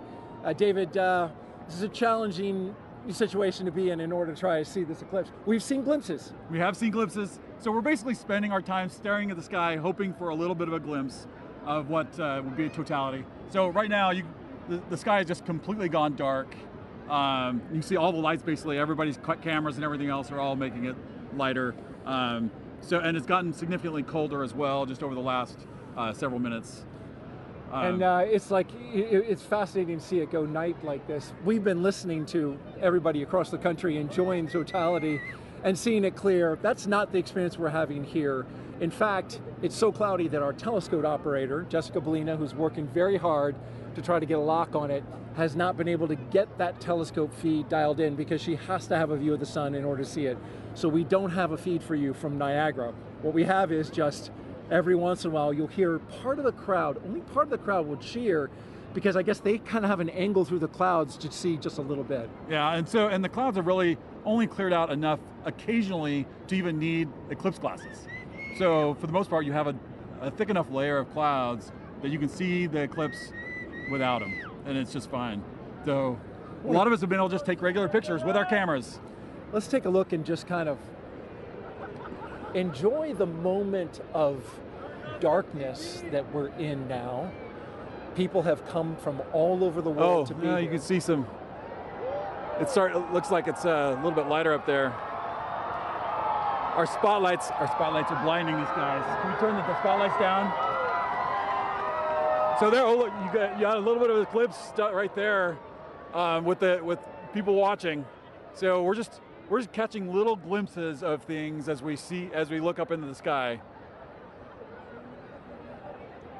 So this might not be as exciting as some, but this is what we get. We're just hoping to have a little bit of a glimpse. Well, we've got 3 minutes and 29 seconds for it to happen. We're already a minute or so in. Right. We heard there's going to be skydivers that are going to jump out. Probably hard to see them. Yeah, I don't know that we'll ever get to see the skydivers. You can't see any of Niagara Falls really. It's basically all like as if it was night for us here. You can start to see some of the light come in from the other side. So we're taking now a view of Tupper Lake, New York. That's oh look, there he goes. Oh, hey, there goes totality right there. We're getting totality right now that we can see. There it is. We just got a really nice clear spot right there. So wow, got a little bit of hole through the clouds so everybody can see. Just opened up. And now that was the roar from the crowd that you just heard, and just as soon as it showed. So yeah, we're continuing to watch the totality that we're getting right now. You can see a little bit of hint on the side as it's shining through. Well, there, duck down. Yep. Jessica, so here we go. We have another view a little bit. Another little view right here. No. As it's starting to peek out around. Oh, there it is. So we're getting starting to peek out just around right there. Yep.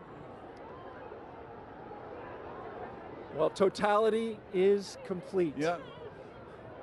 Well, that was a fun experience to watch and hope for, like just everybody else around here hoping for a view. And we got it. That was a unique experience. Bring the lights up. And suddenly night is turning into light and day. Yeah, we're getting some light again. Oh, although that's a lot of light. I was worried there for a second that we weren't going to get anything. David Cheney, thank you so much for joining us. Appreciate you sharing this experience. I was really worried that we were going to see something. Fortunately for everybody here in Niagara Falls, we got to see a little bit of the eclipse. And yes, we did. That was great. Some of the cheering now. Thank you very much. All right, you're welcome. As we take a look around the falls, and people have not moved. They are still looking up, enjoying the partial eclipse now. We're going to bring in Jeremy Hansen.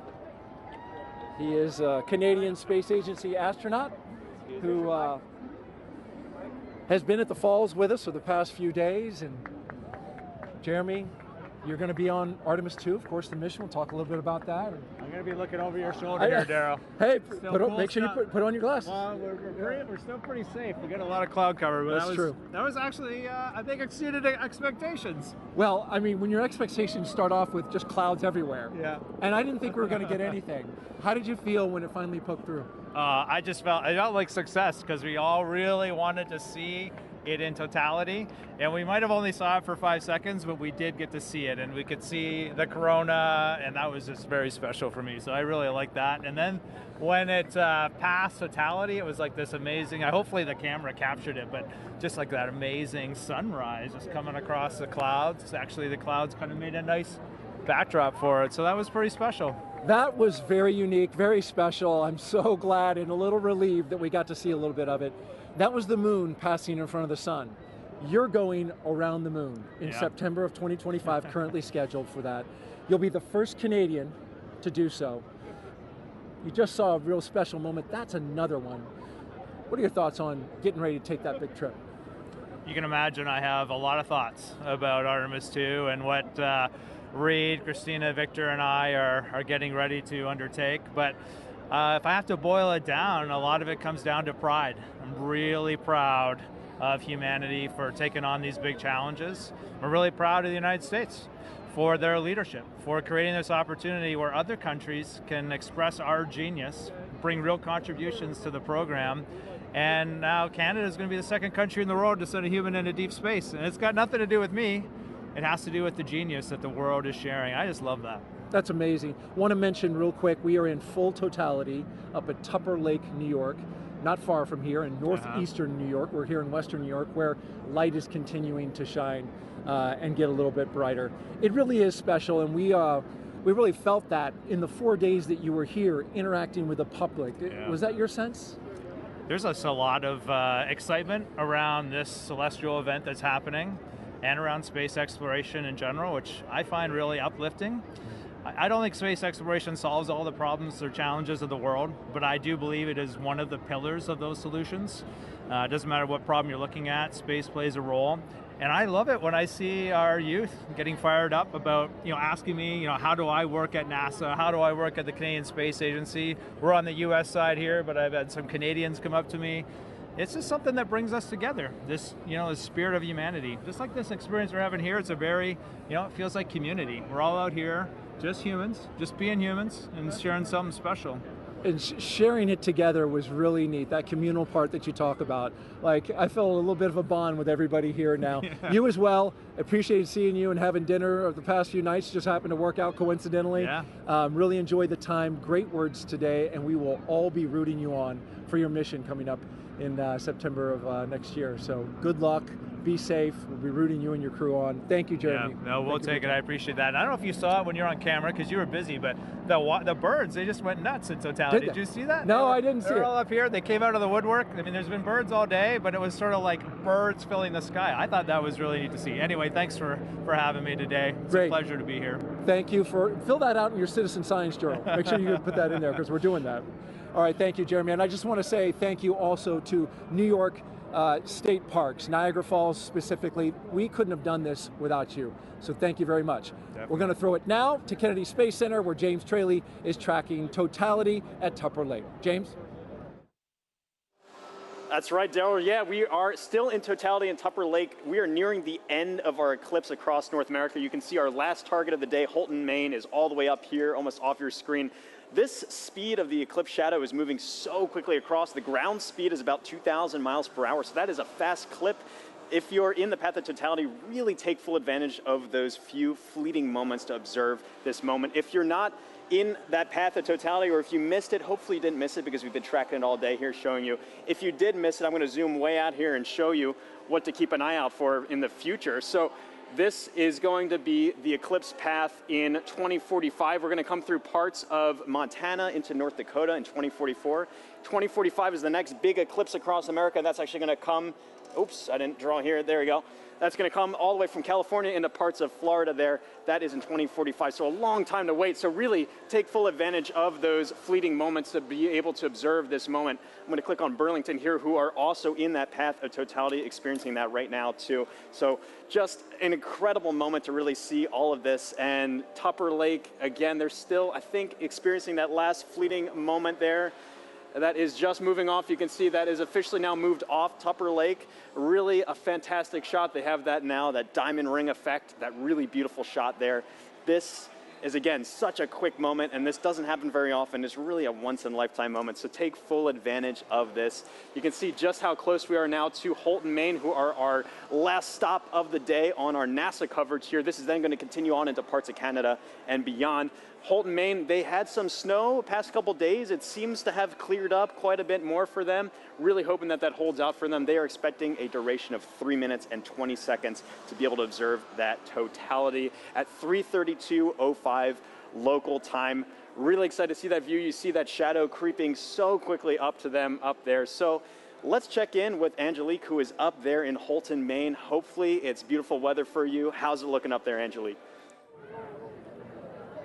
James, it is looking awesome up here. We are just a few minutes away from Totality. You can hear people announcing it in the back, and people are getting excited, as am I. And here to share in all of that excitement with us is actually Dr. Eric Smith, the program scientist for the James Webb Space Telescope. Eric, it's so great to have you here. Oh, it's great to be here, Angelique. This is really exciting.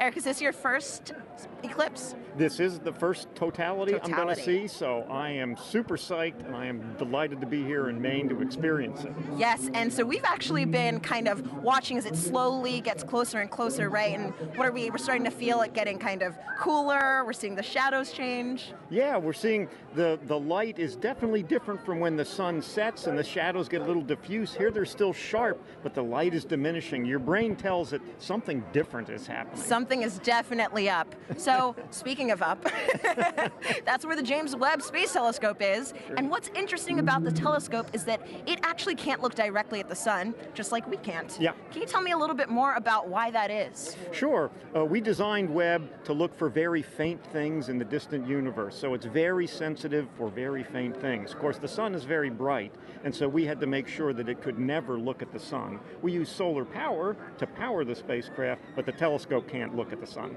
That makes a lot of sense.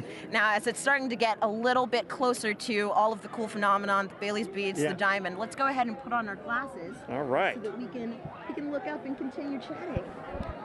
Wow. Oh, just a little tiny just a little bit left. That is incredible. Wow. So, Eric, I have a couple more questions for you. Another thing that I was wondering about is how we can use actually eclipses to study exoplanets, which are planets outside of our solar system, using, I think, the transit method. Is that what that's called? Yeah. Right now, during an eclipse, the moon Sorry, you can hear everybody getting excited. We're getting very close to totality here. The moon is transiting in front of the sun just the way planets that orbit around other stars transit in front of the star. So Webb can look at those exoplanets and use the transit just like we're staring up at the moon transiting the sun. Gotcha. And so a transit is, like you said, literally just when something crosses in front of something else. That's right, transit. yeah. Okay, very cool. So throughout the broadcast, we've actually been able to see the eclipse through different telescope feeds. Can you tell me a little bit about what the difference is between, actually, we're going to go ahead. Oh, here we go. We're getting really close. Oh my gosh, it looks like just a few more seconds until we are in complete totality. Oh my gosh. Oh. 5, 4, 3, here we 2, go. 1. You can hear everybody cheering. This is incredible. So let's go ahead and take off our glasses. We are in totality now. Oh, you can see the coronal spikes. My God. Amazing.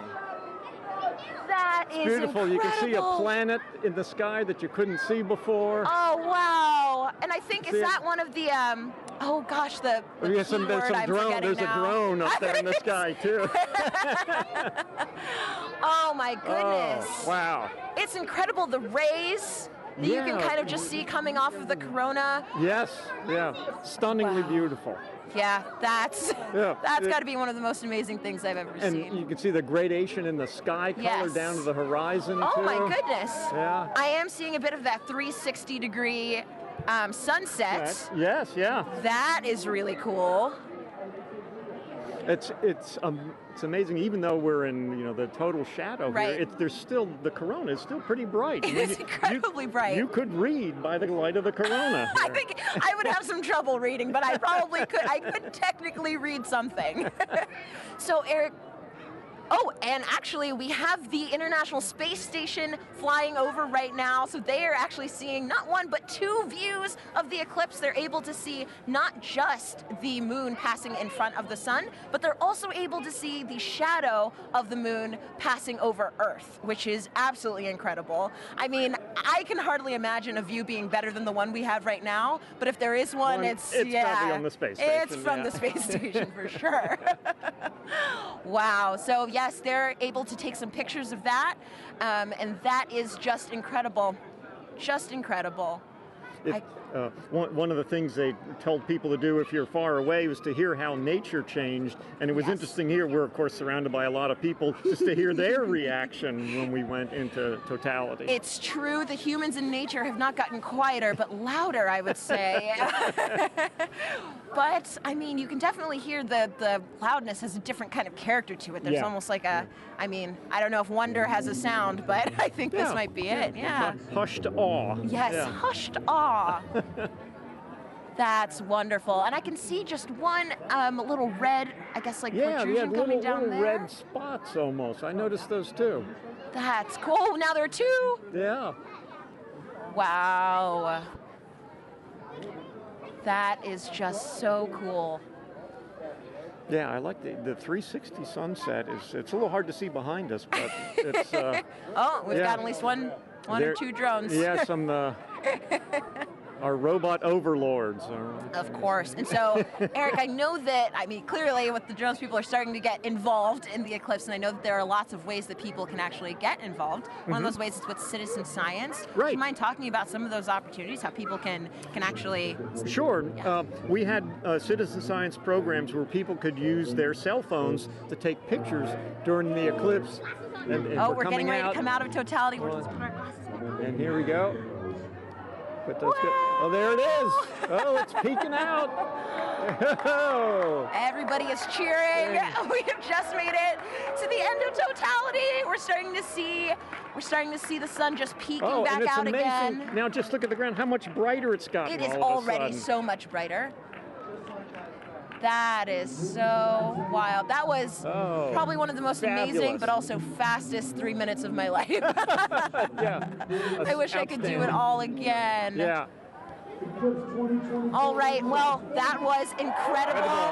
Incredible to get to experience that here in Houlton. Thanks so much to the city of Houlton, and also thank you so much, Dr. Smith, for coming out and hanging out with us and experiencing this wonderful event. Oh, it was my pleasure, and congratulations to the city of Houlton here for doing such an amazing job covering the eclipse. It was amazing how well orchestrated it was. Above and beyond. Yeah. And I want to say, of course, a special thank you to photographer Dave Bowman, who has been giving us these incredible images from the telescope feed, and we're gonna enjoy as the rest of the eclipse kind of ends here, going back in the direction that it came, and with that, we're gonna send it back over to you, Megan.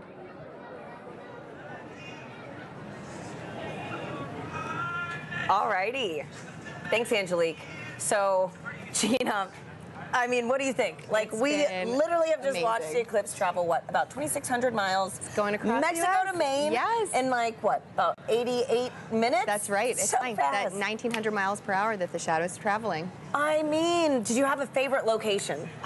For me, I think between Russellville and Dallas, just getting to hear some of my colleagues and their excitement too, it was amazing. Oh my goodness, yeah, no. So, I don't know, I have to be a little bit biased. We did have some cloud cover here, we did. But to see it with your real eyes was just... And we had that moment, which was We did, right? yes.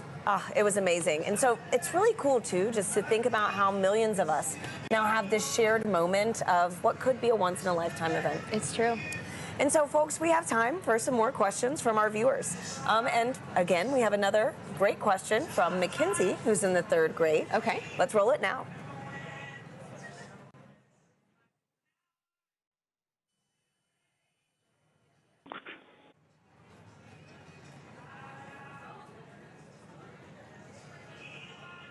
Hi, my name is Mackenzie. I am in 3rd grade. My question is, what is the difference between a lunar eclipse and a solar eclipse? Thank you for that question, Mackenzie. Okay, let's talk about the difference between the eclipses. Now, the solar eclipse that we had today is when the moon crosses between the Earth and the sun. But we also get lunar eclipses, and a lunar eclipse occurs when the Earth crosses between the moon and the sun. So it's really about where the shadow's going. Today, we have the moon shadow projecting on the Earth. During a lunar eclipse, we have the Earth shadow projecting onto the moon. So that's the main difference there. That we just saw, too, those incredible views from space, That's you right, know, from to see that second perspective view. And so I've got another question for you right now. It's going to be Eli on Reddit, who wants to know, there are quite a few solar eclipses in the world every few years, so why is this one scientifically interesting? Okay, so yeah, we do get solar eclipses and lunar eclipses maybe 2 to 3 times a year. However, the total eclipse that happens today, total eclipses are about every 1.5 years. And that is a rare opportunity for us to look at the corona, study the corona in a way that we can't do during the other types of solar eclipses that we have. So and during the solar maximum. Exactly, during the solar maximum. So for this one particular, you know, we were talking about the solar activity that we were seeing on the limbs during the totality. Yeah, there's just a bunch going on today for this eclipse. And so too, right now we've got another incredible view. Oh, look at that. These are live views from space, which is just mind-blowing in general. And now we're also to see the moon shadow across the Earth. Wow. It is just amazing. So, you know, Gina, too, thinking about how many people across North America today witnessed this one moment, it's a good reminder that humanity has been experiencing these eclipses for centuries. And, you know, there are different meanings for these events in different cultures. Let's check in with Joy in Dallas to learn more about Indigenous astronomy. Joy. Hi, and welcome back to Dallas, Texas. I'm with Dr. David Begay. He's an Indigenous astronomer and also a member of the Navajo Nation. David, thank you so much for joining us. So when people think about science, they might be thinking of Western science. So David, how does that relate to Indigenous science? And what did the total eclipse mean to the Navajo people? I think the knowledge on the eclipse goes way back. From time immemorial, I'm told by my elders. And they knew that when you look at the sun directly, you can damage your eyes permanently. And so they knew that about the danger of looking at the eclipse with the naked eye. So people were encouraged to go inside to ensure that people weren't looking up, especially the kids. So it goes way back. And as far as eclipses, it's a time of renewal, the sun alignment with the moon and also the earth alignment. The whole cosmic cycle goes through a regeneration process. It revitalizes the process. And so it's a gift that goes on for many years, over and over. It's a cycle. And as far as science goes, there's different definition of science. Thank you, David. Maybe we can cut it. Yeah. Thank you. It's been an honor chatting with you. So thank you to everyone here for joining us. Thank you for the Arboretum for hosting us for this very, very magical moment. This has been an experience of a lifetime and one that I definitely won't forget. So let's head back to Tahira and Gina in Kerrville, Texas. Thanks, Joy. We're joined now by Jamie Favors, the director of NASA's Space Weather Program, to tell us more about some cool science that launched today during the eclipse. Welcome, Jamie. Thanks, Tahira. Hey, Jamie. Hey, how are you? Good. And so can you tell us, why did NASA launch rockets before, during, and after the eclipse today? Sure, so it's really to capitalize on this really unique situation. Things like this happen every day, going from daylight to, sunset into, darkness. It happens so quickly that we can make these measurements, one right after the next, to really understand very precisely what's going on in the atmosphere. With sounding rockets, we can do that so quick back to back, the way we can't do with some of the really large rockets. Okay, so Jamie, how high did the rockets actually go, and what's special about this area of the atmosphere? Sure, and we just launched the second of those three just a few moments ago, and that's going pretty well so far. These particular rockets are getting about 250 miles above the surface, pretty close to right about where the International Space Station flies. And before you ask, everything's safe. We take care of the. And it looks like we've got a playback of that right now. Oh, wow. Perfect. Can you walk us through this? Sure. So from Wallops Island out in Virginia, on the Virginia Space Coast. So these rockets have multiple stages to them. So you're seeing one stage burn for a few seconds, then that drops off, and then the next stage will light, to eventually take it all the way up to about that 250-mile mark above the surface to make those measurements in the upper atmosphere. Wow, that looks incredible. Yeah. Oh my gosh. Okay, and so what is that area of the atmosphere, and why do we care about it? Yeah, so it's the upper part of our atmosphere. It's called the ionosphere. That's really from a perspective of heliophysics, where we really see a lot of that interaction with the sun and the earth. We care about it because that interaction can change the way our GPS signals work, our communication signals work, and even up a little bit higher, we start to see the influence of the sun actually causing the atmosphere to change its density in a way that can impact the way satellites orbit the Earth as well. Sure. Okay. Great. And so, Jimmy, today we've been doing this fun poll, to see who is Team Sun, Moon, and Earth. What team are you repping today? Well, other than Team Science. Don't choose the wrong answer. Well, my bosses would make sure I go for Team Sun today for sure. Oh, man. Okay. Well, thank you so much again. Thanks, Jamie. And, folks, it is time now to say goodbye to our friend, James Traley, who has made sure we've known where and when to look up all day. James, thank you. Yeah, thanks so much, Tahira. It's been fantastic tracking this eclipse across North America all afternoon with you. If you're still in the path of totality, you might be in a boat somewhere off the Canadian coast taking this all in. I hope you enjoy that view, that fleeting moment. We've made a big journey across. I can zoom out here on our eclipse board. You can see we started all the way down here in Mazatlán, Mexico. We've trekked all the way across and are now, like I said, breezing past Canada now into the Atlantic Ocean. It's been fantastic to track this. And if I turn on the shadow of our penumbra, you can see this highlighted area. Anywhere in there is still experiencing a partial eclipse. So if you're in that partial eclipse area, be sure to have your eclipse glasses at the ready so you can take in that fleeting moment. We just went outside a few moments ago here at Kennedy Space Center to take it in. It's fantastic, beautiful view. It's really cool to see. You got like a little chunk out of the sun there for us here, only about 50% coverage, but still fantastic to see. So really, it's been phenomenal. We've lucked out in general with the weather all of today too. That was the biggest concern I had going into the day here. It's been beautiful views up and down here, and so really fantastic to see this.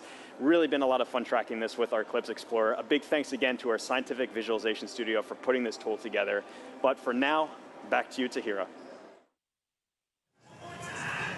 And here with us now is NASA Chief Scientist, Dr. Kate Calvin. Kate, welcome. Hi, Kate. Hi, nice to be here. So happy to have you back here again. I know we had the pleasure of sharing the stage together for the annular eclipse. Right. Now, with today's total solar eclipse, can you tell our viewers what would you say is the #1 takeaway from today's events? I would say the #1 takeaway is that our universe is beautiful and understandable. We all got to experience this together today. We could predict when it would happen, and we did a lot of science today. That's great.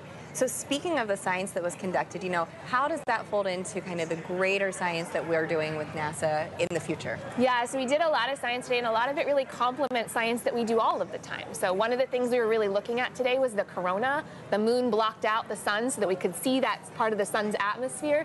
But we also have a mission called Parker Solar Probe that's orbiting closer and closer to the sun so that we can study the corona with that. We were also looking a lot at how the eclipse affected Earth. So we had a citizen science project that looked at how the eclipse changed temperatures and clouds. We have a mission that launched 2 months ago that's studying clouds all the time, a mission called PACE. Awesome. It'll tell us more about oceans and atmosphere on here on Earth. And one of the other things we do is we develop instruments called a coronagraph. So the moon blocked out the sun today so that we could see that corona, but we can make an instrument that does that. And so we have an upcoming mission called Nancy Grace Roman that's going to block out the light of other stars so we can see what's flying around them. Amazing. So much going on for the sun at NASA, honestly. Right. And I understand that the Heliophysics Division has a big sun celebration going on right now, the Heliophysics Big Year. Kate, could you tell us how we could get involved in this and really just celebrate our star? Yeah, this total solar eclipse was just one event in a series of this Heliophysics Big Year, working towards Parker Solar Probe's closest approach to the sun. And we have a lot of activities where you can engage in our science and learn more about the sun. And if you want to know more, you can find us on social media at NASA Sun. Fantastic. Wonderful. Thank you so much, Kate, for being here with us. It was really special to share this moment with you. Thanks, Kate. It's nice to be here. And Gina, this has been an honor. I mean, my goodness, to have the annular eclipse with you, then to share this total solar eclipse with you. I know. Thank you so much. And do you have any final thoughts? This was amazing. Annular was great, but to hear the energy here. The total was so just great a whole nother level. Both of you, Yeah. Once again, thank you for having me. Absolutely. And a big thank you to the city of Kerrville, Texas, the Parks and Rec team, and all the people that made today's incredible event possible. I also want to thank our telescope operator Catherine Troach, for those great views of Totality here in Kerrville. Folks, that is a wrap from Kerrville, Texas. Back to you in Cleveland. Thank you to Hira and Gina, and also Kate Calvin. And now check out who we have here at the host desk, the Astronaut himself, Josh Dobbs, who just signed on as quarterback for the 49ers. How do you feel about that? I feel good. I feel good. It's exciting times. Obviously, I spent a couple years here in Cleveland. Got a chance to have some fun over at NASA Glenn during my time here. So it's cool to be back and taking the Eclipse Fest here in Cleveland. But looking forward to the future in San Francisco. I know NASA's doing some great work out there on the West Coast, so we'll be able to stay tuned to that as well. Yeah, so for people who don't know, the Astronaut nickname comes from some incredible plays you had last year, and also you have a background here with us at NASA with some externships, but also you're an aerospace engineer. So how did it feel being back here specifically in Cleveland to watch the total solar eclipse? It felt really good. When this event was put on my radar about a year ago in last offseason, they're like, hey, the eclipse is coming straight through Cleveland. We'd love to have you here. It's going to be a once-in-a-lifetime event to be able to experience it, especially right here on the beautiful Great Lakes, and obviously have some great weather today. So I marked on my calendar a year ago, and to make it back here and take it in, and get a chance to hang out with the city I spent 2 years in, it's been great. I think the biggest thing that I've enjoyed is just seeing the interest from the city of Cleveland and how many people traveled here to take in the event today, and to be able to then also go learn about the future of NASA and the future of space exploration as well at the same time. It's a once-in-a-lifetime opportunity to take it in, and it's been an honor to be here. So, Josh, NASA is really committed to inspiring the next generation through discovery. Do you think maybe we created a few new future scientists and engineers here today? I think so.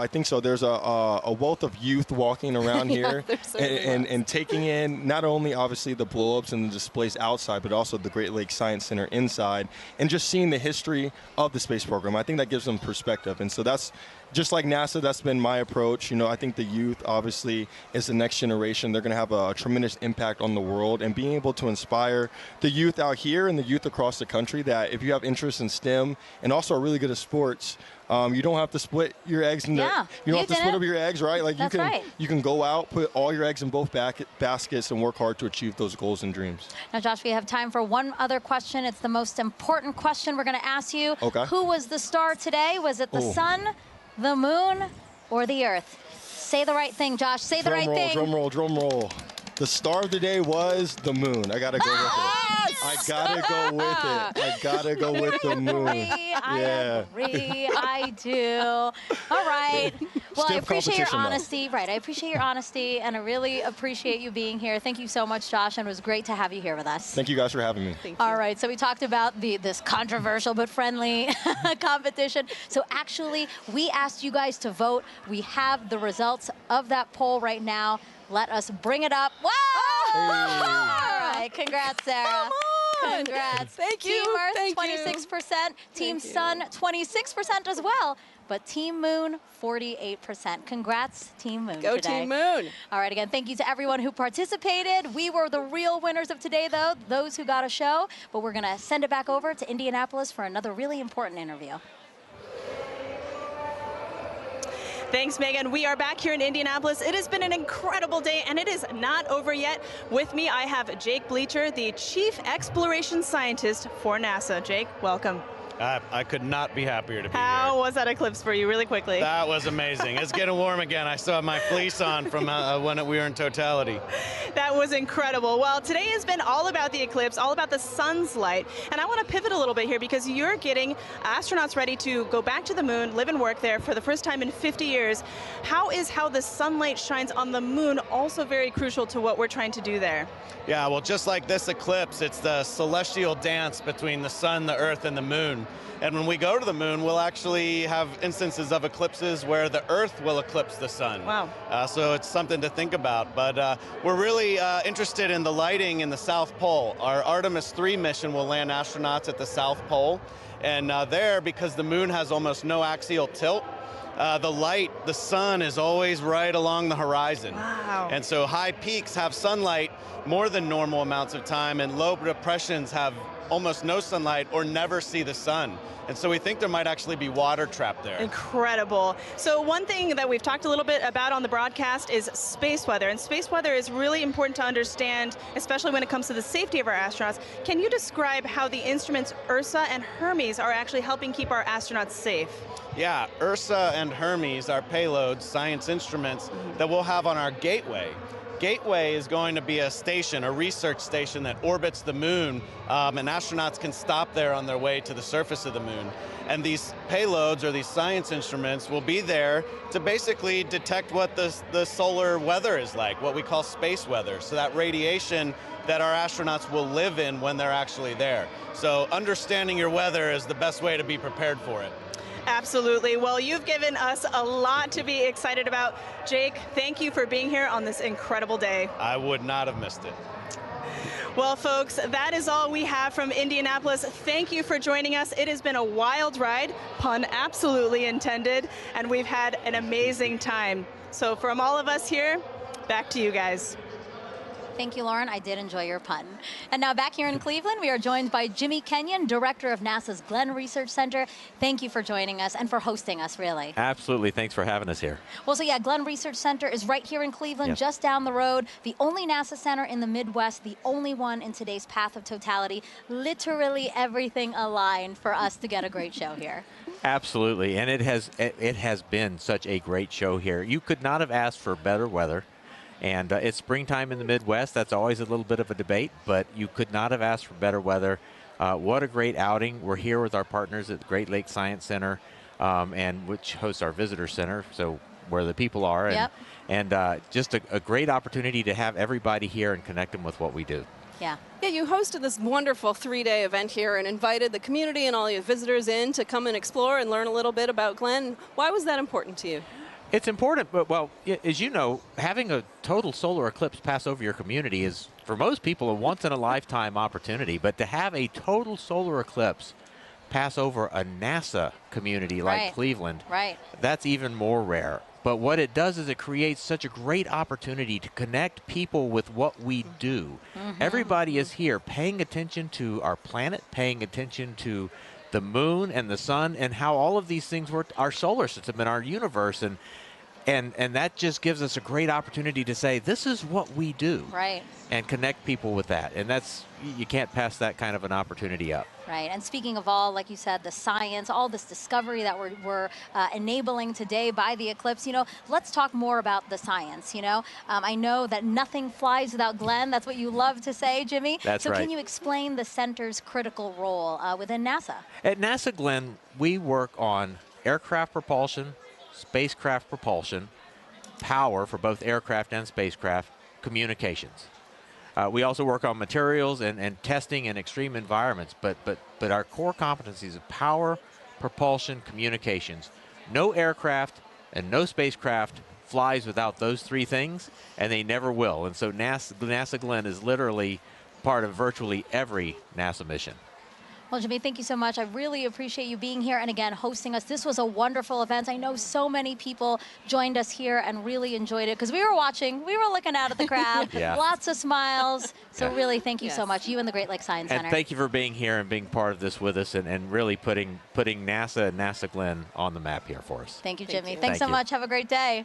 All right, and a big thank you to our whole team positioned across the path, from our correspondents to our experts and our telescope operators. We couldn't have done it without all of you. And Sarah, as we're taking again this aerial shot of the Great Lakes Science Center, so beautiful. Such a wonderful way to experience my first total solar eclipse, and I hope you had a good time too, because I know this isn't your first total solar eclipse. No, this is my second, but it was really great and special to be able to experience it with you and all the folks here. Yeah, we did